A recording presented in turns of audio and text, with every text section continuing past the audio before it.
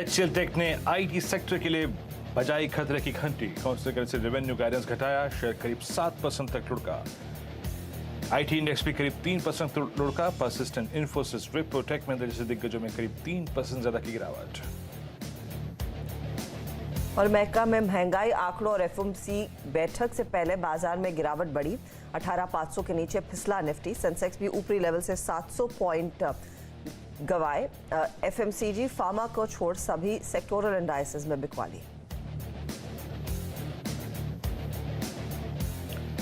लगातार महंगे होते कर्ज के चलते रियल्टी सेक्टर में आज सेंटीमेंट बिगड़े। लोरा डेवलपर्स, सेंटेक रियल्टी, प्रेस्टीज स्टेट्स में करीब 3% तक की गिरावट। और खराब बाजार में भी पेटीएम में करीब 6% की तेजी दिखी। बायबैक की खबरों से भरा जोश। कंपनी की बोर्ड भी कब 13 दिसंबर को।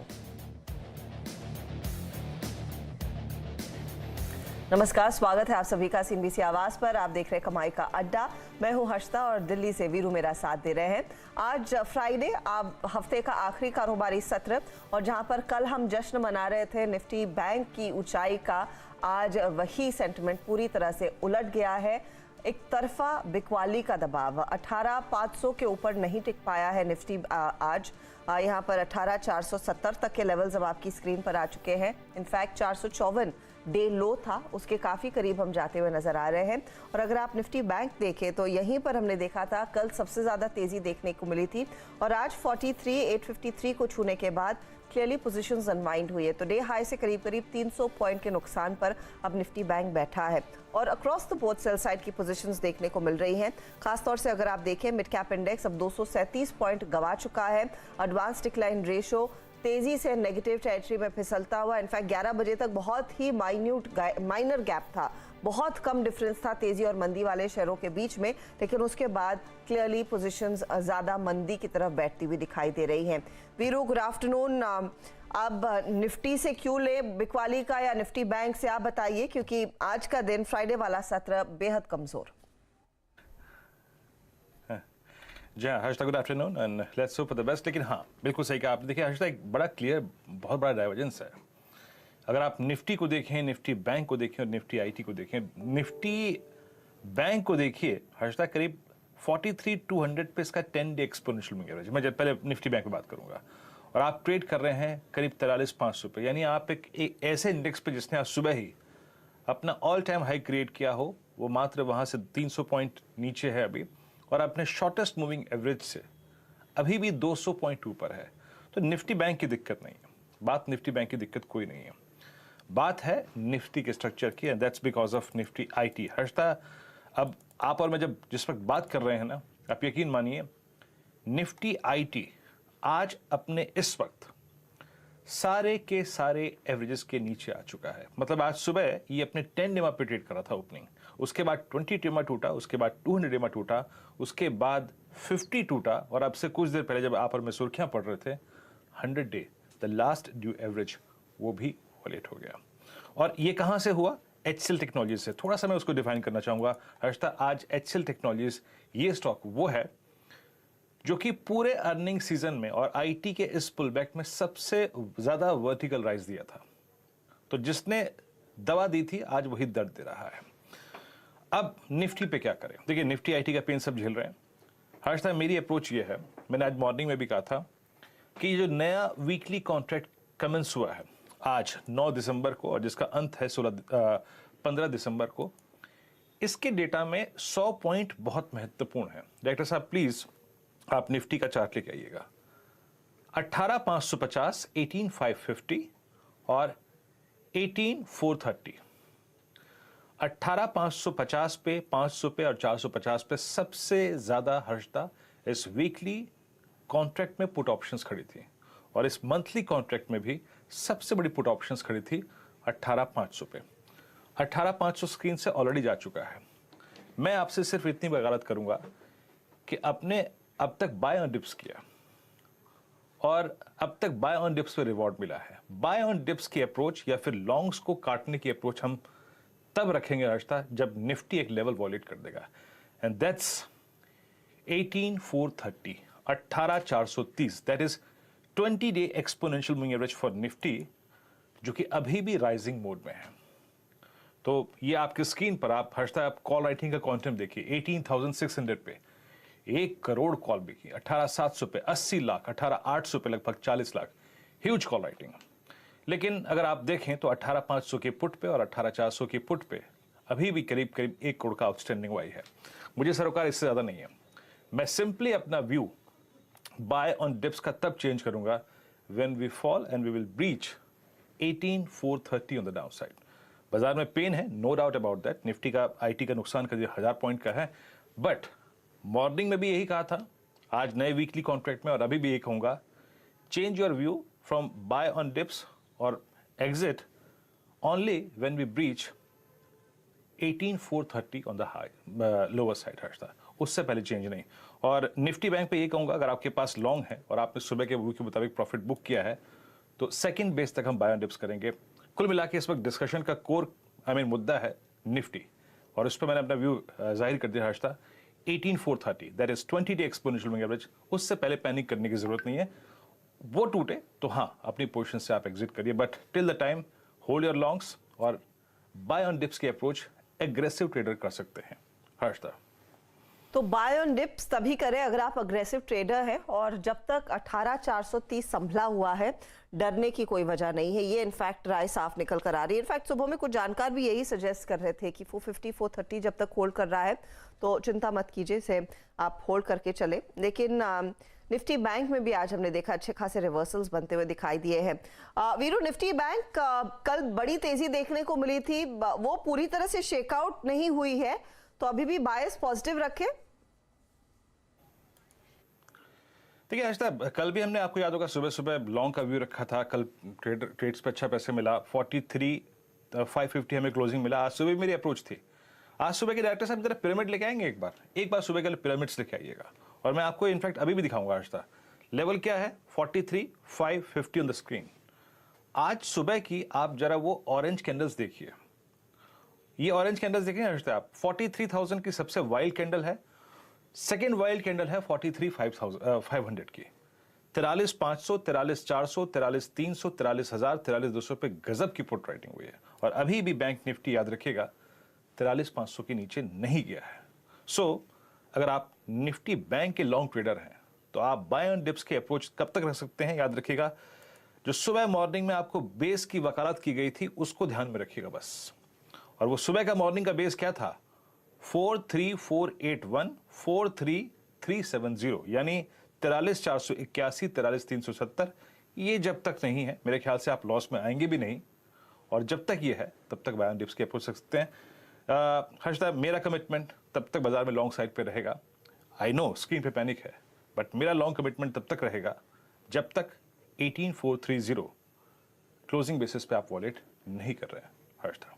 18,430 ये वो लक्ष्मण रेखा है, जब तक हम उसके ऊपर खड़े हैं तब तक ठीक है, वो वायलेट हो तो शायद ओवरऑल मूड माहौल बदलता हुआ दिखाई दे सकता है।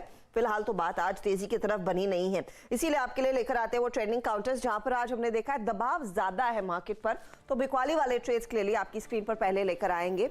देखिएगा आज टेक्नोलॉजी कंपनियों ने ही पूरा मूड बिगाड़ा है, जिस स्टॉक का जिक्र वीरू भी कर रहे थे HCL टेक, और हम आपको आगे बयान भी सुनाएंगे कि एग्जैक्टली वो क्या स्टेटमेंट आया कंपनी की उस यूएस वाली इन्वेस्टर मीट में कि आज इसको धो डाला है मार्केट ने 7% नीचे। और यही नहीं, इसका असर आप देखिए बाकी आईटी कंपनियों पर भी पड़ता हुआ, चाहे वो टेक महिंद्रा हो, इन्फोसिस हो या फिर एम्फोसिस हो, cross the board sell side की पोजीशंस यहां पर बनती दिखाई दी है। लेकिन थोड़ी सी अगर इस गिरावट में मलहम लगाने का काम कोई कर रहा है तो वो एफएमसीजी कंपनियां हैं, जिसमें नेस्ले आज करीब 1.5% ऊपर, लेकिन ये रादर भारी स्टॉक है। HUL आज थोड़ा सा ऊपर आता हुआ, और कल सुबह में भी हम यही बात कर रहे थे कि देखिए जब भी मार्केट में ट्रेंड तेजी का बनता है ये डिफेंसिव जो एफएमसीजी फार्मा में एक बैकफुट पे आते हैं, लेकिन आज चाल थोड़ी मार्केट की बदली है तो ये स्टॉक्स आज एक लीड लेते हुए HPCL में 2.5% तक की तेजी, कमेंट्स में हम देख रहे हैं 3-3.25% तक का इजाफा बनता हुआ दिखाई दिया। तो ये कुछ ट्रेड्स है जो अच्छे खासे बैठे हैं आज क्लियरली मार्केट के इस पूरे मूव में, और हमारे जानकारों से समझेंगे इनमें से कहां पर ट्रेड तेजी का बन रहा है, कहां पर मंदी करके चले। आज का जो दिन है वो क्लियरली ज्यादा नेगेटिव साइड पर बैठता हुआ दिखाई दे रहा है। तो चलिए जानकारों को जोड़ना शुरू करते हैं, और हमारे साथ पैनल में आज फंडामेंटल्स के लिए मौजूद होंगे हाँ, यहाँ पर राजेश अग्रवाल, इसके अलावा हम प्रकाश गाबा, मानस जायसवाल और अमित सेठ को जोड़ेंगे। कविता जैन भी हमारे साथ जुड़ेंगी और समित चौहान हमारे साथ होंगे जो अपनी राय देंगे टेक्निकल्स पर। लेकिन आईटी स्टॉक्स जो आज सबसे ज़्यादा फोकस में है, एचसीएल टेक के बाद बाकी आईटी कंपनियों में भी क्या कुछ और दबाव गहराता हुआ दिखाई देगा? स्टेटमेंट्स को कैसा पढ़ा जाए जो कंपनी के सीईओ ने सामने रखे हैं, उस पर 5F वर्ल्ड और हनीवेल ऑटोमेशन इंडिया के चेयरमैन गणेश नटराजन, जो एक भारतीय आईटी कंपनी के वेटरन हैं, उनसे बात करेंगे। 2:30 बजे खास सेगमेंट 2:40 पर लेकर आएंगे चार का चौका सस्ता ऑप्शन के लिए बात होगी। समित चौहान से एफएनओ सुपरस्टार प्रकाश गाबा देंगे, चार्ट का चमत्कार कविता जैन से लेंगे और of course mid cap fund ला देने के लिए तैयार होंगे राजेश अग्रवाल। 2:50 पर आज मार्केट बिग वॉइस में हमारे साथ मोतीलाल ओसवाल के रिसर्च हेड और इंस्टीट्यूशनल इक्विटीज के हेड गौतम दुग्गड़ जुड़ने वाले हैं, उनसे भी डिटेल में होगी बातचीत और of course dealing room check का भी जायजा लिया जाएगा। चलिए अब यहाँ से काम करते ट्रेड्स को पिक करना शुरू करते हैं। नो डाउट अबाउट दैट कि हम इस वक्त लोअर एजेस पे ट्रेड कर रहे हैं बाजार के, लेकिन जैसे कि हर्षता ने एक्सप्लेन किया, एफएमसीजी और एक और बास्केट याद रखिएगा, इट्स कैपिटल गुड्स, जो कि जोरदार मूव दे रहा है, लेकिन बाजार के हक में नहीं है। It's Nifty, IT and Reliance. आपकी स्क्रीन पे राजेश अग्रवाल जी हैं, उनसे जरा एक बार बात करेंगे हम एचसीएल टेक्नोलॉजीज को लेकर, लेकिन पहले थोड़ा टेक्निकल ट्रेड्स को पिक कर लेते हैं। प्रकाश गाबा सर, आपका पहला कन्वर्शन कॉल क्या होगा, क्या चीज करेंगे आप? बिल्कुल, good afternoon to you. Stock जो मैंने चुना है इस वक्त वो है bank of Baroda, shorting idea. वो क्यों कि कल हमने कहा था इसका टारगेट 190 का है, आज भी एक हाई देखा, टारगेट अचीव हो गया, 197 चला गया। इन द प्रोसेस थोड़ा ओवर स्ट्रेच हो चुका। अब यहाँ पर करेक्शन आना चाहिए। बैंक ऑफ बड़ौदा में ट्रेड कर रहा है 186 में, इसमें अगर गिरावट आती है तो 180 पहला टारगेट देखेंगे। मेरे का 180 पॉसिबल है बैंक ऑफ बड़ौदा में। स्टॉप होगा थोड़ा deep 195, bank of Baroda short. Okay, Prakash sir ने इस वक्त शॉर्ट किया है इस बाजार के सबसे स्ट्रॉन्ग स्ट्रक्चर को। Okay, that's great. Time in 186.60 पर आप देखिए, आपने शॉर्ट कॉल ली है 195 के स्टॉप लॉस के साथ। थोड़ी एग्रेसिव कॉल है यहाँ पे। अमित जी, आपका कन्वर्शन कॉल क्या होगा, क्या चीज करेंगे आप? Good afternoon Viren ji, good afternoon Harshita ma'am, good afternoon everyone. Viren ji, मुझे विप्रो का स्ट्रक्चर काफी वीक लग रहा है। विप्रो को अगर हम देखें तो इस पूरी आईटी की रैली में विप्रो ने अपना 200 एमआ भी क्रॉस नहीं किया, कंटिन्यूअसली अंडर परफॉर्म किया। It has got one of the weakest relative strength in the industry IT. तो विप्रो में शॉर्ट जाने की सलाह है, लेकिन ये मैं प्ले करूंगा 390 के ऑप्शन के साथ। 390 का ऑप्शन करंटली मिल रहा है 6 रुपए में, इसे पुट ऑप्शन, इसे बाय करें 6 रुपए में। स्टॉप लॉस रहेगा 3 रुपए और टारगेट मेरा रहेगा 12 रुपए का 390 के पुट का विप्रो में। विप्रो 390 का पुट लेकर चले तो ये फिलहाल आपके लिए एक शॉर्ट का ट्रेड ले लिया आ रहा है। पहला बैंक ऑफ बड़ौदा था और अब विप्रो में शॉर्ट करने की सलाह अमित सेठ की तरफ से। मानस, आफ्टरनून, बताइए आपका trade. I beg your pardon, Satpute ji, आपका trade. Good afternoon Harshada ji, good afternoon everyone. Harshada ji देखिए, मुझे भी यही लगता है कि 18,430 18,450 का लेवल जब तक निफ्टी में नहीं टूटेगा तब तक यहाँ पे मंदी नहीं खुलेगी। और जो दिख रहा है वो थोड़ा प्रॉफिट टेकिंग का ही मंजर है। तो यहाँ पे देखिए दोनों तरफ के सौदे मिलेंगे तो स्ट्रेंथ के साथ जाना पसंद करूंगा। एचडीएफसी बैंक, ये दोनों ही अच्छे लग रहे हैं। सो एक अगर बेट करना है then I would like to bet on HDFC limited. 2685 पे ये ट्रेड हो रहा है तो आपको लॉन्ग करना है 2650 के स्टॉप लॉस के साथ। थोड़ा सा डीप ही रख रहा हूं मैं स्टॉप लॉस पर्पजली। मेरा जो इसका टारगेट है, स्लाइटली पोजिशनली व्यू है मेरा, 2740 2750 तक मुझे एचडीएफसी लिमिटेड जाना चाहिए। तो यहाँ पे बाय रहेगा एचडीएफसी लिमिटेड। दो मंदी के ट्रेड्स के बाद इनफैक्ट अब तेजी का ट्रेड एचडीएफसी लिमिटेड में आ रहा है। 2740 के टारगेट के लिए एक मौका। कविता, बताइए आप क्या आइडेंटिफाई कर रही हैं, तेजी या मंदी? हाय, गुड आफ्टरनून हर्षदा जी। सो निफ्टी और बैंक निफ्टी दोनों ही अपने सपोर्ट लेवल्स पर फिलहाल है। लाइक निफ्टी अपने 20 डेमा पर अभी फिलहाल प्लेस्ड है और बैंक निफ्टी अपने पिवट लेवल्स पर है दिन के। सो मुझे लग रहा है कि फर्दर सिंस ट्रेंड के साथ ही जाएंगे जब तक ट्रेंड पर कोई ब्रेकआउट नहीं आता है। तो रिस्क रिवॉर्ड वहीं फेवरेबल बनते हुए दिखते हैं। कंज्यूमर ड्यूरेबल से गोदरेज कंज्यूमर्स पर मुझे लगता है ये डिप जो भी आया है, फर्दर इसे आप डिक्लाइन अप टू 922 के लेवल्स तक बाय की एक अप्रोच रख सकते हैं। सो गोदरेज सीपी पर बाय करेंगे 922 डिक्लाइन अप टू ये स्ट्रैटेजी रखेंगे। 914 का एक स्टॉप लॉस मेंटेन करना चाहिए। अपसाइड मुझे लगता है 934 938 के लेवल्स की तरफ Godrej CP can be the buy trade. Okay, Godrej CP यानी अगर आप एक और बाजार की जो एक मजबूत धड़ा है, आई मीन एफएमसीजी, उसी पे अगर आप देखें अपने आप को टारगेट कर रही है 921 पे, ये गोदरेज सीपी की कॉल है। अब आते हैं बाजार की सबसे कमजोर कड़ी पे, let's take HCL technologies. Rajesh Agarwal हमारे साथ कोलकाता स्टूडियो से मौजूद हैं। राजेश जी नमस्कार, कार्यक्रम में स्वागत है। राजेश जी, आज सुबह सवेरे इनफैक्ट इतने बड़े प्राइस डैमेज का आकलन या फिर पूर्व अनुमान किसी ने नहीं किया था। एचसीएल टेक्नोलॉजीज अपनी गाइडेंस के लोअर एज पे शिफ्ट करने का व्यू शेयर करने के बाद आई थिंक ये जो damage HCL technologies in isolation and entire space में जो हुआ है, आप उसको कैसे रीड कर रहे हैं? और क्या ये अब आई थिंक एक बार जब अनसर्टिनिटी, अनिश्चितता आ जाती है तो वो काफ़ी समय तक प्रिवेल करती है, सस्टेन करती है, इसका अगले 1-2 महीने में प्रभाव क्या होगा आईटी स्टॉक्स पे? और आज जो प्राइस डैमेज हुआ है और जो आउटलुक एचसीएल टेक्नोलॉजीज ने शेयर किया है उसके बाद।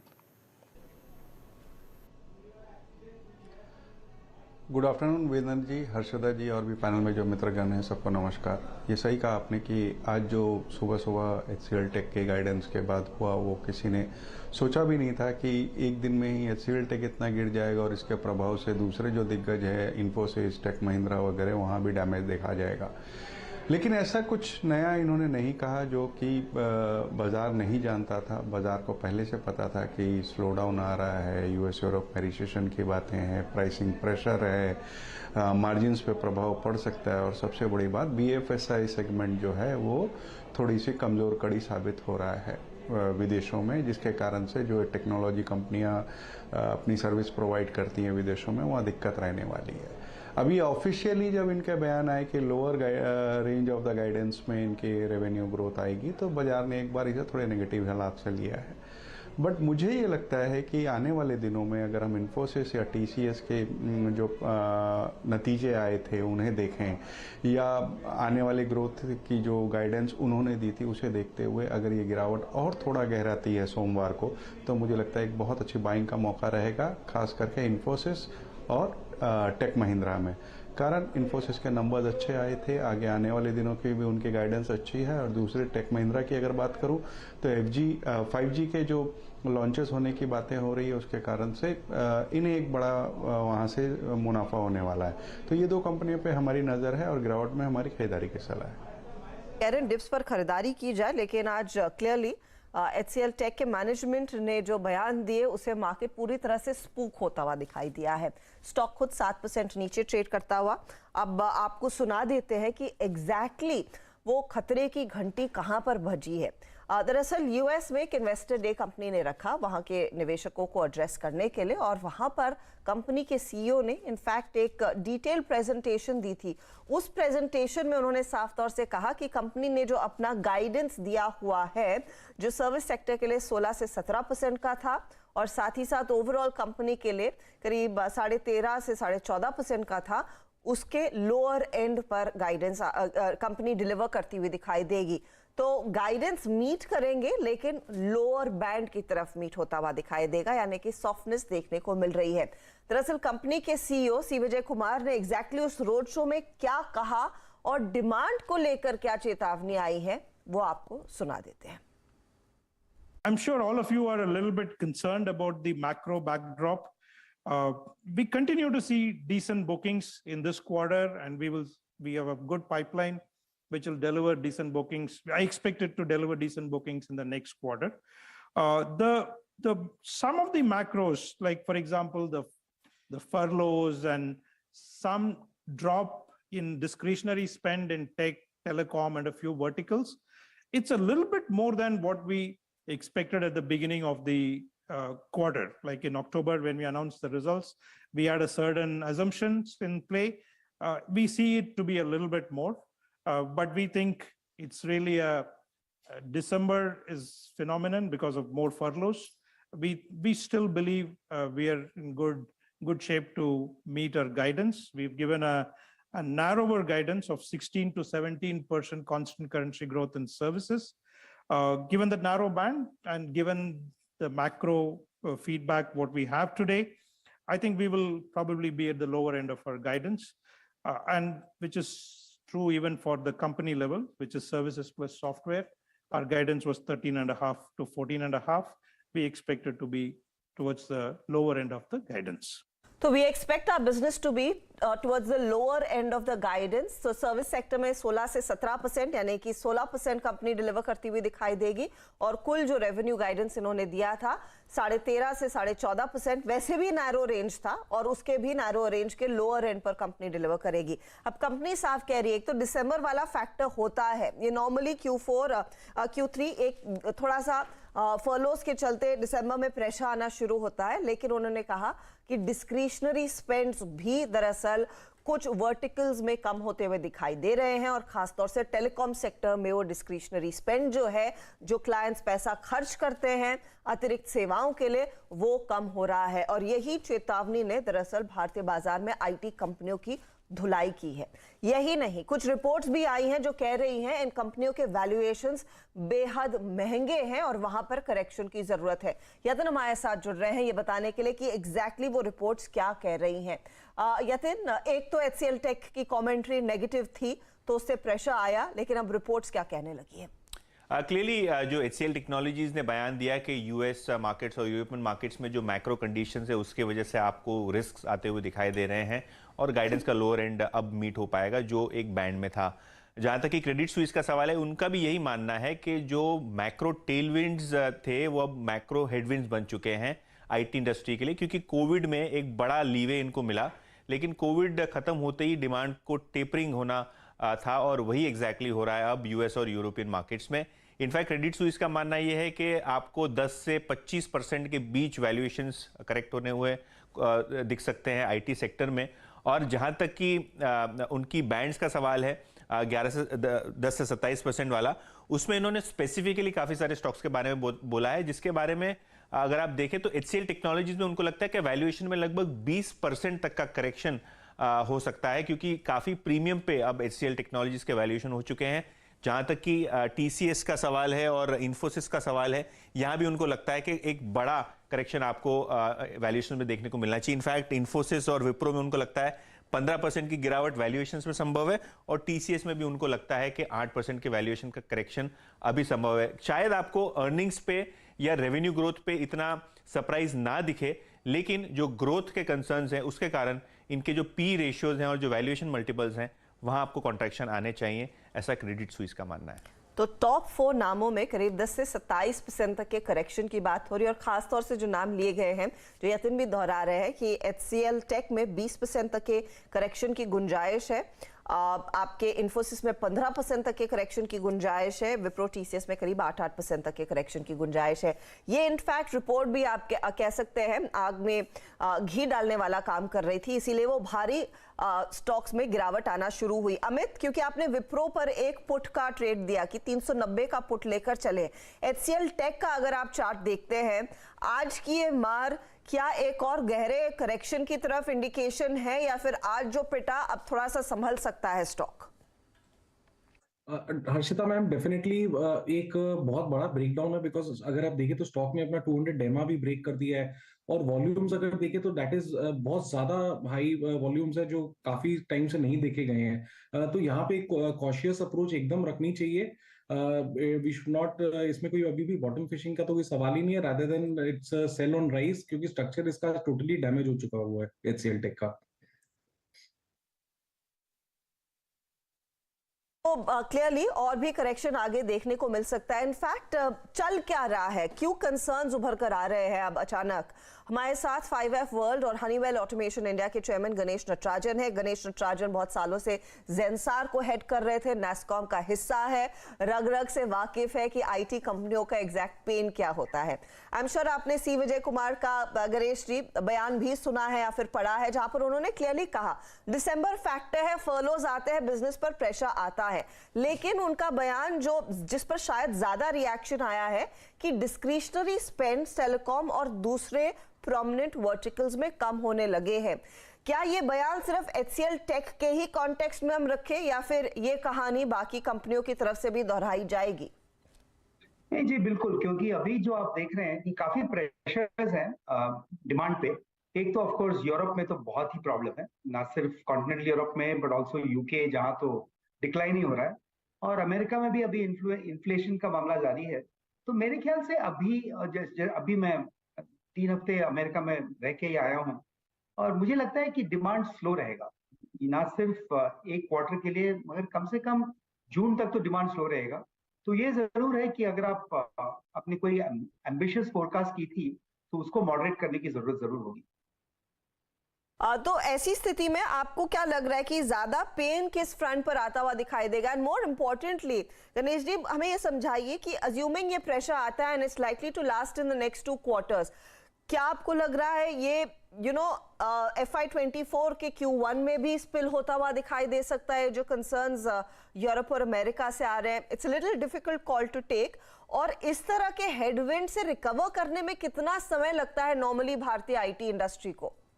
देखिए, इसमें क्या होता है कि जो बड़े डिस्क्रिशनरी प्रोजेक्ट्स हैं जो पोस्टपोन की जा सकती हैं वो पोस्टपोन होती ही हैं, और मैं अभी भी देख रहा हूँ कि यूके में और यूएस में काफी प्रोजेक्ट्स जो डिजिटल ट्रांसफॉर्मेशन जैसे प्रोजेक्ट्स थी जो कुछ हद तक डिस्क्रिशनरी है उसको 3-6 महीना तक पोस्टपोन करेंगे। और मेरे ख्याल से नॉट सिर्फ Q1 बट Q2 तक, यानी कि सितंबर 2023 तक you will have to wait and watch, क्योंकि जो प्रोजेक्ट्स हैं, जो मिशन क्रिटिकल प्रोजेक्ट्स हैं, जो रन द बैंक जिसे कहते हैं, वो तो चलते रहेंगे क्योंकि वो ऑलरेडी आउटसोर्स हो चुके हैं और काम चालू है। पर जो नए बिजनेस है, और टिपिकली नए business is about 20% of any years budget, तो वो 20% में काफी खतरा है क्योंकि पोस्टपोन होते जाएंगे जब तक कि इकोनॉमिक सिचुएशन काफी सुधर न जाए। नटराजन साहब, मैं एग्जैक्टली ये पूछना चाहता हूँ, हिस्टोरिकली जितने भी हमने प्राइस हाइक यूएस में देखे हैं, आई मीन, और उसके बाद जिस तरीके से कंपनियां अपने आईटी स्पेंड्स को कम करती हैं या फिर इंडर स्पेंडिंग करती हैं, इस बार इससे पहले हमने, आई मीन, इस रेट हाइक की प्रेशर से पहले, रेट हाइक के दौर से पहले हमने कोविड काल भी देखा जहां पे आईटी स्पेंड सुपर एग्रेसिव हो गए थे। तो ऐसे में आपको क्या लगता है, आई मीन, जब हमें नेक्स्ट ईयर में जब हम फुल फ्लेज देख चुके होंगे, यूएस में रेट हाइक्स देख चुके होंगे, अप्रोक्सीमेटली कितना आईटी स्पेंड्स में आप कट्स देखते हैं? अप्रोक्सीमेटली ऐसे हालात में कर सकती है कंपनियां या फिर इंडर स्पेंडिंग अप्रोक्सीमेटली? जैसे मैंने कहा, I mean if you assume the 20% of IT spending, कोई भी लार्ज कंपनी, जैसे आप एक जेपी मॉर्गन को लीजिए, उनका कम से कम 12 to 14 बिलियन डॉलर्स की आईटी बजट होती है, और उसमें से शायद 1 बिलियन और 1.2 बिलियन विल बी डिस्क्रिशन। तो उसमें आप अगर मान के चलें कि 40% पोस्टपोन हो जाएंगे, तो ये आप समझ सकते हैं कि अराउंड 8 to 9% कम स्पेंडिंग होगी पूरे आईटी इंडस्ट्री में, और वो अगर वो होती है तो obviously it have some impact on revenues. इसीलिए जैसे आपने HCL की जिक्र किया था या किसी और की, तो जो भी उनका ऑप्टिमिस्टिक फोरकास्ट था उनमें से शायद 2 or 3 परसेंटेज पॉइंट जरूर कम होगा। हालांकि by October if things greatly improve, ये यूक्रेन वॉर बिल्कुल खत्म हो जाती है और इन्फ्लेशन का जो प्रॉब्लम है वो भी निकल जाती है, तो आई think it can revive in October. But the reality is कि काफी स्पेंडिंग, काफी बजट जो बनते हैं वो अप टू सितंबर बनते हैं, तो this is not going to be a great year for the IT industry, इसमें कोई डाउट नहीं। नेक्स्ट ईयर मतलब 23-24। लेकिन जिस तरह का खर्च नटराजन साहब ये डिजिटल पर हो रहा है, इनफैक्ट उस बयान में उन्होंने ये स्पेसिफिकली मेंशन किया था कि डिजिटल स्पेंडिंग में ज्यादातर क्लाइंट्स के लिए बढ़ती हुई दिखाई दे रही है, and that's become like an imperative, उसके बगैर लोगों के का काम नहीं चल रहा है। वो क्या थोड़ा सा इनको सपोर्ट नहीं देगा to remain afloat? And 8 to 9% तक का ही अगर वो डिस्क्रिशनरी स्पेंड कम हो रहा है, बाकी बिजनेस तो चल रहा है। बाकी बिजनेस तो मिशन क्रिटिकल है और उसमें भी काफी डिजिटल है। जैसे आप देखते हैं ना, पूरा मल्टी क्लाउड आर्किटेक्चर जिसे कहते हैं, तो everybody is moving technology to the cloud, और वो भी डिजिटल है। मोबाइल एक्सटेंशंस या मोबिलिटी, अभी नया जो मेटावर्स आ रही हैं, सब मेटावर्स शायद डिस्क्रिशनरी होगा क्योंकि वो एक नया फॉर्मेट है कि किस तरह से कस्टमर्स को वो की जाए। और मेरे ख्याल से जो that's why I said no, mission critical जो है वो डिजिटल भी मूव होगा और वो डिजिटल ट्रांसफॉर्मेशन तो चलता रहेगा। वहाँ जो डिजिटल के जो नए नए प्रोजेक्ट्स हैं जिन्होंने कॉन्सेप्चुलाइज किया था, वो शायद 1 क्वार्टर या 2 क्वार्टर पोस्टपोन हो सकता है, तो यही इम्पैक्ट होगा। बट डिजिटल कोई नई बात नहीं है, अभी तो 5 साल से digital is become main stream. I agree. कोई भी प्रोजेक्ट होगा तो वो तो डिजिटल इंटरफेस होगा ही। अच्छा, my final question to you Ganesh ji, क्योंकि आप एक लिस्टेड कंपनी को हेड करते थे तो आपने वो इन्वेस्टर फेसिंग जवाब भी दिए हैं. If you were an investor in any of these companies, शायद आपका पैसा भी लगा है, is it a big cause of concern retail निवेशकों के लिए जो कमेंट्री आ रही है?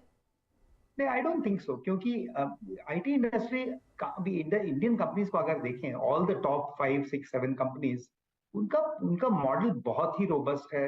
आउटसोर्सिंग उनको काफी कंप्लीट प्रोसेस है. तो ये नहीं होना चाहिए कि 2-3 क्वार्टर्स के जो मंदी होगी उससे कोई ज्यादा फर्क नहीं पड़ने. ना, ये अलग बात है कि अगर आप, जैसे आप पहले कह रहे थे कि कुछ स्टॉक्स ओवर वैल्यूड आपको दिखते हों, तो I think that people will be watchful. But ऐसा कोई माहौल नहीं आया है कि आप आईटी स्टॉक्स को बेचिए. ये जरूर हो सकता है कि it may not go up very much more, but I think it will stabilise in next 6 to 9 months. Panic selling की जरूरत नहीं है. बहुत बहुत शुक्रिया गणेश जी समझाने के लिए कि एग्जैक्टली इस कमेंट्री का क्या मतलब है और क्या मायने हैं.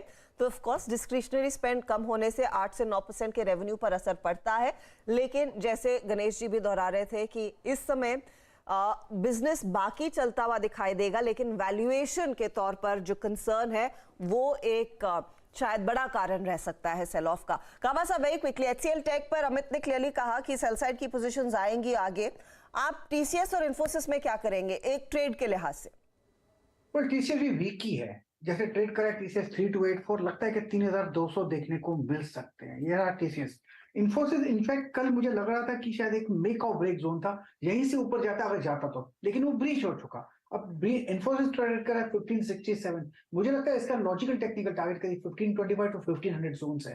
हो सकता है नेक्स्ट वीक ये आ जाए, क्योंकि ब्रीच हो चुका मेक और ब्रेक जोन से इन्फोसिस. ओके अच्छा, मैं एग्जैक्टली हर्षदा, जब आप ये बातचीत कर रही थी, मैं पूरे के पूरे आईटी स्पेस को खंगाल रहा था और मेरा ध्यान ज़्यादा था मिड कैप आईटी पे. आई मीन, एक इस स्टेटमेंट के बाद जब एचसीएल में इतना बड़ा प्राइस डैमेज हुआ है, तो मिड कैप आईटी में तो जनाब आप ये पूछे ही मत. मैं राजेश रस्तोगी जी, अगर आप चार्ट्स को देखें, पूरी मिड कैप आईटी अभी भी बहुत बड़े बड़े लेवल्स पे. लुक एट एम्फेसिस, यहाँ पे 50% प्राइस डैमेज हुआ था, जो भी हमने CY 2021-22 में देखा था उसका.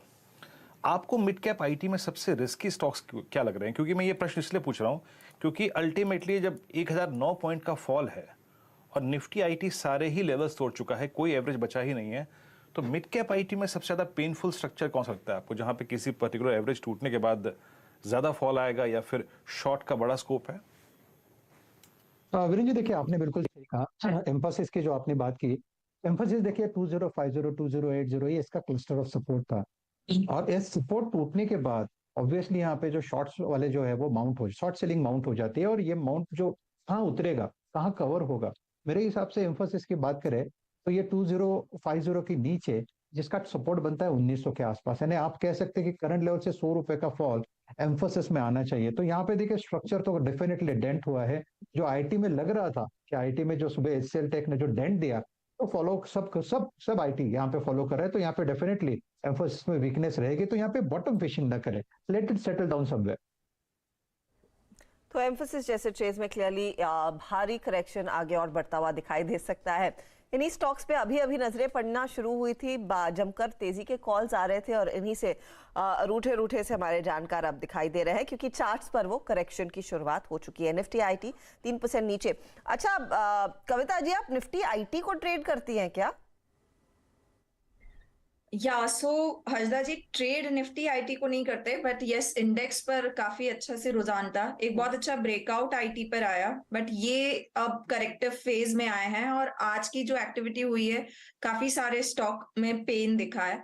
Mid cap IT as like अभी आप डिस्कस किए एम्फेसिस, मुझे वहीं परसिस्टेंट में भी लग रहा है कि फर्दर डाउनसाइड जो है वो आ सकती है करेक्टिव फेज में. But yes I believe still इस पर हम बॉटम फिशिंग के लिए हम थोड़ा सा रुकेंगे, सेटल डाउन होना चाहिए इस काउंटर को, क्योंकि ये ब्रेकआउट के बाद we can consider it as like profit booking till time. Pain के लिए स्टिल वी आर वेटिंग कि ये फर्दर एक डाउनसाइड ब्रेकआउट दिखाए. So I believe it as correction right now रहेगा और गहरा करेक्शन आता हुआ दिखाई देगा. अच्छा बाय द वे, निफ्टी का चार्ट रखिएगा सामने, और अगर टिक बाय टिक चार्ट दिखा सके तो बेहतर रहेगा, क्योंकि 18,410 तक का एक नॉक लगाया है इंडेक्स ने. जो लास्ट हमने लो देखा था, डे लो था, वो करीब 18,454 था। उसके नीचे हम इस समय कारोबार करते हुए दिखाई दे रहे हैं। जो आखिर में हमने देखा है वो स्लाइड आया है, क्लियरली वो बिकवाली का दबाव बनता हुआ, और 430 का जिक्र बार बार हो रहा था, उसको टेस्ट किया, 410 पर आया, फिर 440 पर आया। अमित, इंडेक्स में कोई क्या फ्रेश व्यू लेना है एट द मोमेंट? अमित, आप म्यूट पर हैं। अमित नहीं, उनकी आवाज नहीं आ रही है। समित चौहान हमारे साथ जुड़ गए हैं। तो समित, यही सवाल मैं आपसे पूछती हूं कि क्या एक फ्रेश ब्रेकडाउन देखने को मिल रहा है, क्योंकि 18,430 तक का लेवल लोग वॉच कर रहे थे कि एक लक्ष्मण रेखा होगी, उसको एक बार टेस्ट किया है, क्या रिविजिट करें? क्या आप मंदी के ट्रेड लेना शुरू हो जाएंगे निफ्टी पर? नहीं हर्षदा, देखिए और एक प्रॉब्ली फॉलो थ्रू दिन का हमें वेट करना चाहिए यहाँ पे एक दिन, क्योंकि आज 20 डे एवरेज यहाँ पे रिटेस्ट हुआ है, और जो प्रीवियस एक ब्रेकआउट पॉइंट थे समझ रहा हूँ 18,450 18,500 वो रिटेस्ट हो रहे हैं। तो यहाँ पे एक दिन का और आपको फॉलो थ्रू सेलिंग देखना है। अगर मंडे को भी हम 18,400 18,350 के लेवल अगर स्लाइड उसके नीचे स्लाइड होता है, तो फिर शायद से फिर ये जो प्रॉफिट बुकिंग है गहरा सकते हो, और फिर हम 18,100 18,000 के लेवल्स भी रीटेस्ट कर सकते हैं। तो यहाँ पे हम आज इमीडिएटली ऐसा कोई यहाँ पे जो हमारा रीसेंट ऑप्टिमिस्टिक व्यू मार्केट पे रहा है बाय एंड डिक्लाइंस का, वो अभी भी हम शिफ्ट नहीं कर रहे हैं। मंडे का सेशन काफी क्रूशियल होगा, और यहाँ पे अगर 18,500 के ऊपर आज या मंडे को हमें क्लोज मिल जाता है 18,500 550, तो हमें लगता है कि वापस आपको लोअर लेवल से जो बाइंग ट्रैक्शन है वो कंटिन्यू होते हुए दिखेगा। तो आज का और मंडे का सेशन काफी इंपॉर्टेंट रहेगा, और 18,400 450 के लेवल्स अगर होल्ड होते हैं तो I don't think so there is a reason to worry for. Okay, तो basically Samit Singh, hold your horses, अभी शॉर्ट के पोजीशंस में मत आइए। हालांकि स्टैट्स वो थोड़ा सा डर दिखा रहे हैं मार्केट में। राजेश जी, आपकी अप्रोच क्या रहेगी? आप, आई एम श्योर आपके क्लाइंट्स ने भी आपको फोन किया है, पूछा है इस पूरे सेल ऑफ में क्या किया जाए। एज अ फंडामेंटल इन्वेस्टर, अब मिड कैप देखिए, मिड कैप इसी हफ्ते चलना शुरू हुआ था, देखते ही देखते आज इस समय 350 पॉइंट करेक्ट कर चुका है ये इंडेक्स, 32,154 के लेवल्स आ गए हैं। 300 पॉइंट से ज्यादा का क्रैक, 1% नीचे, इनफैक्ट सबसे ज्यादा अंडर परफॉर्मेंस इधर ही देखने को मिली है। मौका है, या फिर आपको लग रहा है कि तेजी करेंगे तो धोखे में रहेंगे?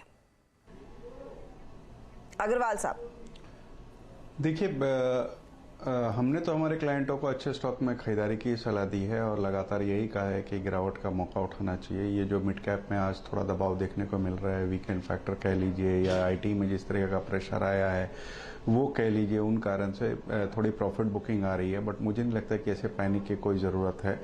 बहुत से स्टॉक अच्छे वैल्यूएशंस पे या अच्छे आगे आने वाले दिनों के लिए स्टोरीज हैं जहाँ पर मिड कैप में खास करके पोजीशन बनाई जा सकती है, और वही हमने हमारे क्लाइंटों को रिकमेंड किया है। आइडेंटिफाई किया है आज के लिए कुछ खास, तो बताएं प्लीज। देखिए, आज के लिए कोई खास हो तो मैं समझता हूँ कमेंस इंडिया पे ध्यान देना चाहिए। दो मेजर फैक्टर हैं जो इस कंपनी को जो केपिक्स जो है उसमें सहायता करेंगी। एक तो नेशनल इंफ्रास्ट्रक्चर पाइपलाइन जो है, और दूसरा केपिक्स प्लान जो प्राइवेट सेक्टर्स का है, लगातार कैपेसिटी एडिशन हो रही है, उससे इस कंपनी को बहुत फायदा होगा। सितंबर तिमाही की अगर आप देखेंगे तो स्ट्रॉन्ग नंबर्स थे, 13% रेवेन्यू में ग्रोथ थी, 15% बॉटम लाइन में थी, मार्जिन्स में इम्प्रूवमेंट देखा गया था, और न केवल डोमेस्टिक बल्कि एक्सपोर्ट की जो ऑर्डर बुक है वो भी बहुत शानदार है, और CPCB4 की जो काव्याद आ रही है उससे इनका फ्यूचर ग्रोथ भी हो जाएगा, एक्सपोर्ट्स बढ़ते हुए नजर आएंगे। और सबसे अच्छी बात है कि बैलेंस शीट बहुत स्ट्रांग है, रिटर्न रेशियोज देखेंगे तो बहुत स्ट्रांग है। मुझे लगता है कि यहाँ पर बिल्कुल ध्यान देना चाहिए। बहुत दिनों के बाद यहाँ पे थोड़ी मूवमेंट आनी चली हुई है, फंडामेंटल बहुत स्ट्रांग है, और आने वाले दिनों में मौजूदा स्तर से 15% तक की अप मूव या आने वाले 6 से 9 महीने में बिल्कुल देखा सकता है। तो यहाँ हमने गिरावट में खरीदारी की सलाह दे रखी है। जी खैर, कैपिटल गुड्स का तो पूरा जमाना दीवाना है राजेश जी इस वक्त। क्या L&T, क्या सिमेंस, क्या कमेंस, हालांकि कमेंस और L&T ने इस पूरे स्विंग को लीड किया है अब तक। 18,432 यहाँ पर अगर आप देखिए निफ्टी का लेवल है, निफ्टी बैंक करीब 43,398। एक कमजोर कड़ी रिलायंस, इनफैक्ट एक मजबूत कड़ी थी आज से 4 रोज पहले, लेकिन अब थोड़ा सा डैमेज, प्राइस डैमेज यहाँ भी हुआ है। रिलायंस अपने 2700 के कॉलाइटर्स के जोन को पार नहीं कर पाया। याद रखिएगा, इस चैनल का स्वामित्व प्रबंधन रिलायंस इंडस्ट्रीज होल्ड करते हैं, बट मैं यहाँ पे सिर्फ प्राइस से बातचीत कर रहा हूँ। अमित सेठ जी, ये 20 डेमा की जोन टूटा करीब 2635 पे, और आज सुबह ही सुबह टूटा। उसके बाद रिलायंस के लिए कौन सा जोन आपको प्रेडिक्टेबल लग रहा है नीचे की तरफ? जो 50 डेमा है प्लेस्ड है 2580 पे, आपका व्यू रिलायंस पे क्या है? जी वीरेंद्र जी, आज बहुत ही सिग्निफिकेंट एक टेक्निकल लेवल रिलायंस ने ब्रेक किया, जैसे कि मेक और ब्रेक जोन कहते हैं। ये जोन पे ऐसा लगा था कि अगर एक पुल बैक आता, क्योंकि एक स्विंग सपोर्ट एरिया था प्लस 20 डेमा था, बट वैसा नहीं हुआ। एक हमने ब्रेकडाउन कैंडल और फर्दर देखी है। तो मुझे लगता है कि इस डिक्लाइन में इसका नेक्स्ट लॉजिकल टारगेट लगभग 2550 के आसपास आता है। जिस हिसाब से आज की कैंडल है, आई वुड बी सरप्राइज अगर रिलायंस में हम 1 से 2 दिनों में 2550 2560 के लेवल्स देख लेंगे और उन लेवल्स पे फिर से इसको रीअसेस करेंगे रिलायंस को। जी हाँ, रिलायंस आपकी स्क्रीन पे बैकफुट पे आता हुआ है, डिस्क्लेमर आपकी स्क्रीन पे फिर है, और आप प्लीज़ मतलब इस बात से आई मीन सारे डिस्क्लेमर आपकी स्क्रीन पे है। इस चैनल का स्वामित्व प्रबंधन रिलायंस इंडस्ट्रीज होल्ड करते हैं। प्राइस पे सिर्फ अगर आप देखें तो यहाँ पे कमेंट्स की जा रही थी। कमेंट्स अभी कुछ देर पहले बात हुई थी, it's top gainer now. Godrej CP Kavita ji की कॉल थी, करीब 2.25% ऊपर है यहाँ पर। बैकफुट पे या फिर प्राइस डैमेज दिखने वाले काउंटर्स में और कौन शामिल है, एक बार आप लेके आइए आदित्य बिरला कैपिटल। आज इस स्टॉक में लगभग समझ लीजिएगा कि 20 दिन के वाइल्ड स्विंग के बाद आज पहली बार प्रॉफिट बुकिंग आई है। और कुछ स्टॉक्स देखिए, पीएनबी में बहुत दिनों बाद एक जिसे कहते हैं कैंडल रिवर्सल, यानी कल के हाई के ऊपर खुला और कल के लो को वॉलेट कर दिया। कुछ वैसी परिस्थिति यहाँ पे पीएनबी में है। और जहाँ पे पेन है उसमें आईटी में ही टेक महिंद्रा, और टेक महिंद्रा को देखिए, टेक महिंद्रा क्या कर रहा है। राजेश सतपुते जी एक बार जरा प्लीज कमेंट करेंगे, मैं फिर coming back to IT. Tech Mahindra was the weakest structure in the entire IT space. Mid cap क्या, लार्ज कैप क्या, सब में सबसे वीक स्ट्रक्चर था। और कोलैप्स होने के क्रम में मेरे को जो ये नीचे बेस ट्रेंड लाइन है ना, जो 12 जुलाई से लेकर अब तक हमको चेस कर रही थी, वो वॉलेट होती हुई नजर आ रही है। मैं कुछ देर पहले इसके पुट ऑप्शंस के स्टैट्स दिख रहा था। कोई पुट ऑप्शन आपका टेक महिंद्रा पे सिक्योर करने का मन है क्या? ये एक जो बेस ट्रेंड लाइन है वो वॉलेट हुई है आज। वीरेंद्र जी, आपने बिल्कुल सही कहा। ये जो बेस ट्रेंड लाइन है, इसी के ऊपर ये ट्रेड हो रहा है। तो यहाँ पे मैं वही चेक कर रहा था कि कौन सा पुट बेटर होगा। तो मेरे हिसाब से हम एटीएम पे ही काम करेंगे। 1040 का टेक महिंद्रा का पुट 26 रुपए पे ट्रेड हो रहा है। आप इसे लेके जाइए, क्योंकि ये बेस अगर टूटता है 1035 के आसपास का, तो फिर यहाँ पे जो मंदी है, यानी जो पूरा ट्रेंड है, ये पूरा रिवर्स हो जाएगा और इन दैट केस ये जाएगा 1000 रुपए के नीचे।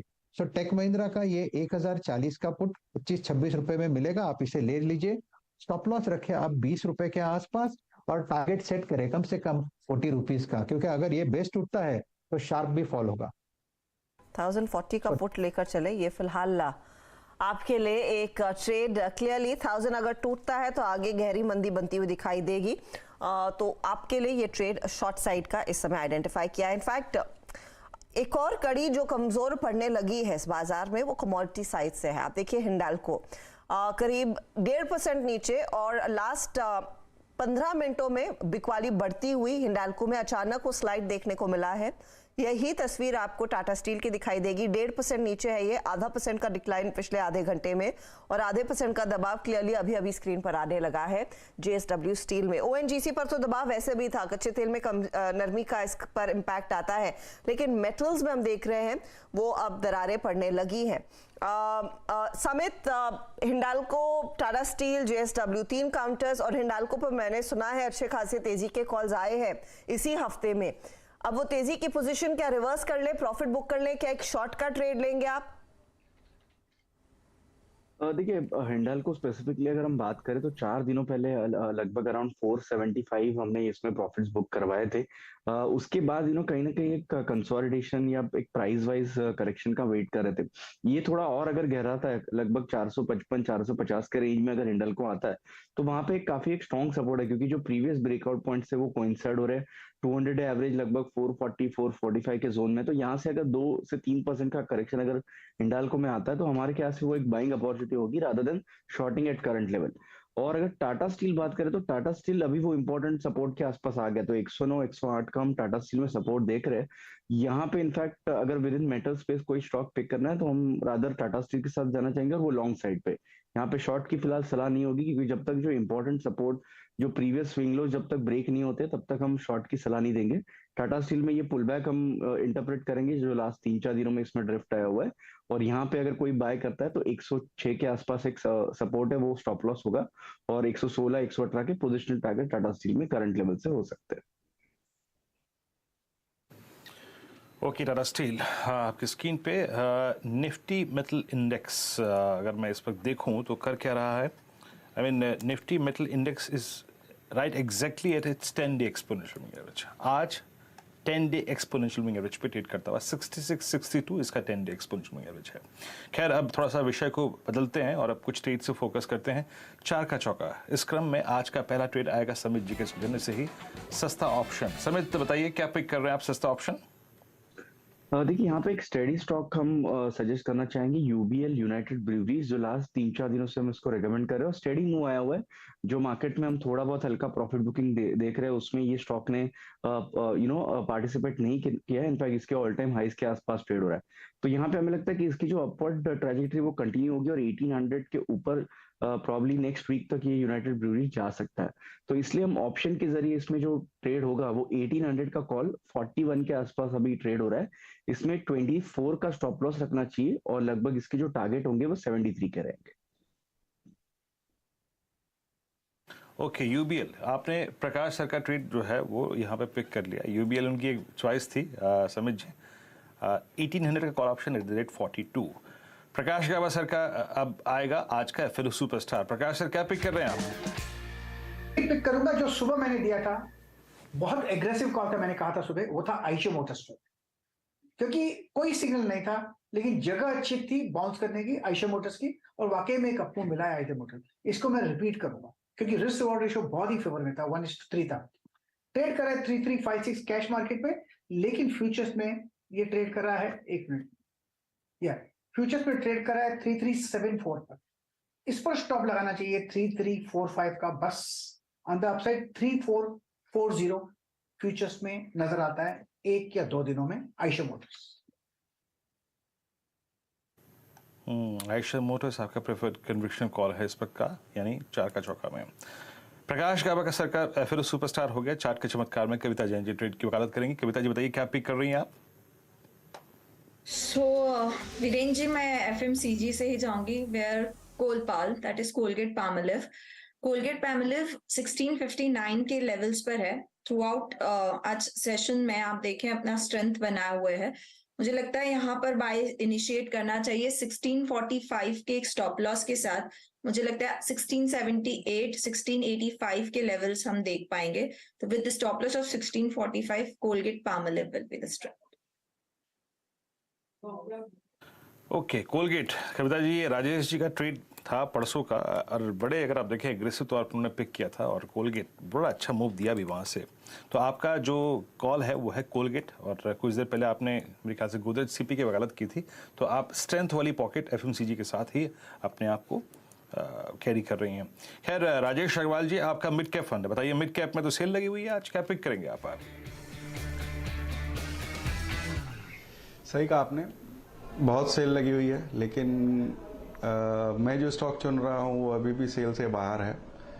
तो आप भी अभी घूम फिर के आए हो, आपने देखा ही होगा कि ट्रैवलिंग कितनी महंगी हो गई है। लोग रिवेंज ट्रैवल कह लीजिए या कुछ भी कह लीजिए, जोरों से ट्रैवलिंग कर रहे हैं। तो जो लगेज की कंपनीज होती है ना, वो एक तरीके से प्रॉक्सी है इस ट्रैवल इंडस्ट्री की, और मैं वीआईपी इंडस्ट्रीज के साथ जाना चाहूँगा। मध्यम अवधि में हमारा टारगेट 770 रुपए का है, लेकिन थोड़ी सी लंबी अवधि रखी जाए तो 850 के टारगेट आ सकते हैं। नंबर्स बहुत अच्छे आए थे, बावजूद इसके कि जो दूसरी तिमाही होती है वो थोड़ा सॉफ्ट होता है। रेवेन्यू 56% अप था, बॉटम लाइन 134% अप है, ऑलमोस्ट डेट फ्री स्टेटस है। आरओसी वगैरह देखेंगे तो 30% के ऊपर है। ग्रोथ अपॉर्चुनिटी बहुत बड़ी है, और सबसे बड़ी बात है कि पैंडेमिक के बाद जो अनऑर्गेनाइज्ड प्लेयर थे वो लगभग या तो बाजार से बाहर हो चुके हैं या कंपटीशन में उतने है ही नहीं। तो मुझे लगता है कि इस स्टॉक में एक बार ध्यान देना चाहिए, और लंबी अवधि, मध्यम से लंबी अवधि के लिए यहाँ पर खरीदारी की जा सकती है। वीआईपी इंडस्ट्रीज रिवेंज टूरिज्म, उसका फायदा अगर आप देखें इसको मिलता हुआ मिलेगा। 4 प्रकार के ट्रेड्स आए, खैर इस पर बात करेंगे, रुक जाइए, काम करेंगे, खुल के बात करेंगे इस स्पेस पे। सस्ता ऑप्शन समित जी के सौजन्य से आया आज यूबीएल की कॉल। यूबीएल की कॉल समित जी ने पिक की थी। यहाँ पर आपको लॉन्ग ट्रेड लेना है क्योंकि स्ट्रक्चर बहुत स्ट्रॉन्ग है, अपने ऑल टाइम हाई की ट्रेजेक्टरी में ट्रेड करता हुआ है। कॉल 1800 की call at the rate 4370 with possible target of 73। FNO superstar Prakash का बसर का यहाँ पे रहेगा। आयशा मोटर्स, उनको यहाँ पे स्ट्रेंथ नजर आ रही है। इट्स एग्रेसिव ट्रेड, 3540 का लक्ष्य है यहाँ पर। स्टॉप लॉस करीब 3345 का। कविता जैन जी ने आज कोलगेट को पिक किया है, यहाँ पे वो स्ट्रेंथ एक्सपेक्ट कर रही हैं। स्ट्रॉन्ग स्ट्रक्चर है 1650 की रेंज में, 58 की रेंज में, for a possible target of 1678 1685। 1645 का स्टॉप लॉस रहेगा। और मिड कैप फंडा में राजेश अग्रवाल जी ने मिड कैप आईटी, सॉरी ये वीआईपी पिक किया। मैं केरला में था ना Harshada, that city is also I mean dominated by IT professionals. मैं भी एक बड़े बहुचर्चित मॉल में था वहाँ के, और जहाँ पे ये ट्रॉली बैग्स और बैग्स का सेक्शन था, आप यकीन मानिए, मतलब राजेश जी जब बात कर रहे थे बोलते बोलते मेरे को हंसी भी छूटने लगी। पूरे मॉल में सबसे ज़्यादा भीड़ उसी सेक्शन में थी। तो ये जो वीआईपी की रिकमेंडेशन दी ना, ये कारगर है। और वीआईपी ऑल टाइम हाई पे इसलिए ट्रेड नहीं कर रहा है, सबसे ज़्यादा भीड़ लगेज सेक्शन में। हर्षदा तो आपने रिसर्च की, वीरू ने चैनल चेक कर लिया अग्रवाल साहब, और वो स्टॉक ऑफ कोर्स एक अच्छे खासी तेजी और में जानते हैं रहेगा। राजेश जी, आईटी वालों के जो लगेज होते हैं ना वो इतने बड़े बड़े, सबसे बड़ा जो अगर आप देखें साइज होता है ना वो आईटी वालों के पास होता है। वो इनफैक्ट दुबई जाने वालों का भी होता है वीरू। मिडिल ईस्ट की तरफ जो लोग जाते हैं वो भी इतने बड़े बड़े बैग लेके जाते हैं।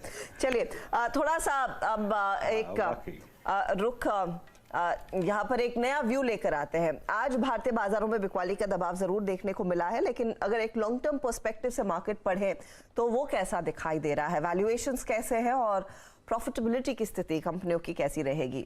मोतीलाल ओसवाल के रिसर्च हेड और इंस्टीट्यूशनल इक्विटीज के हेड दरअसल गौतम दुग्गड़ हमारे साथ है स्टूडियो में। गौतम, स्वागत है आपका सीएनबीसी आवाज पर। अनफॉर्चुनेटली आज तो भारतीय बाजारों की तो धुलाई होती हुई दिखाई दे रही है। कल ही हम निफ्टी बैंक की तेजी को सेलिब्रेट कर रहे थे और आज मेजर कंट्रैक्शन देखने को मिल रहा है।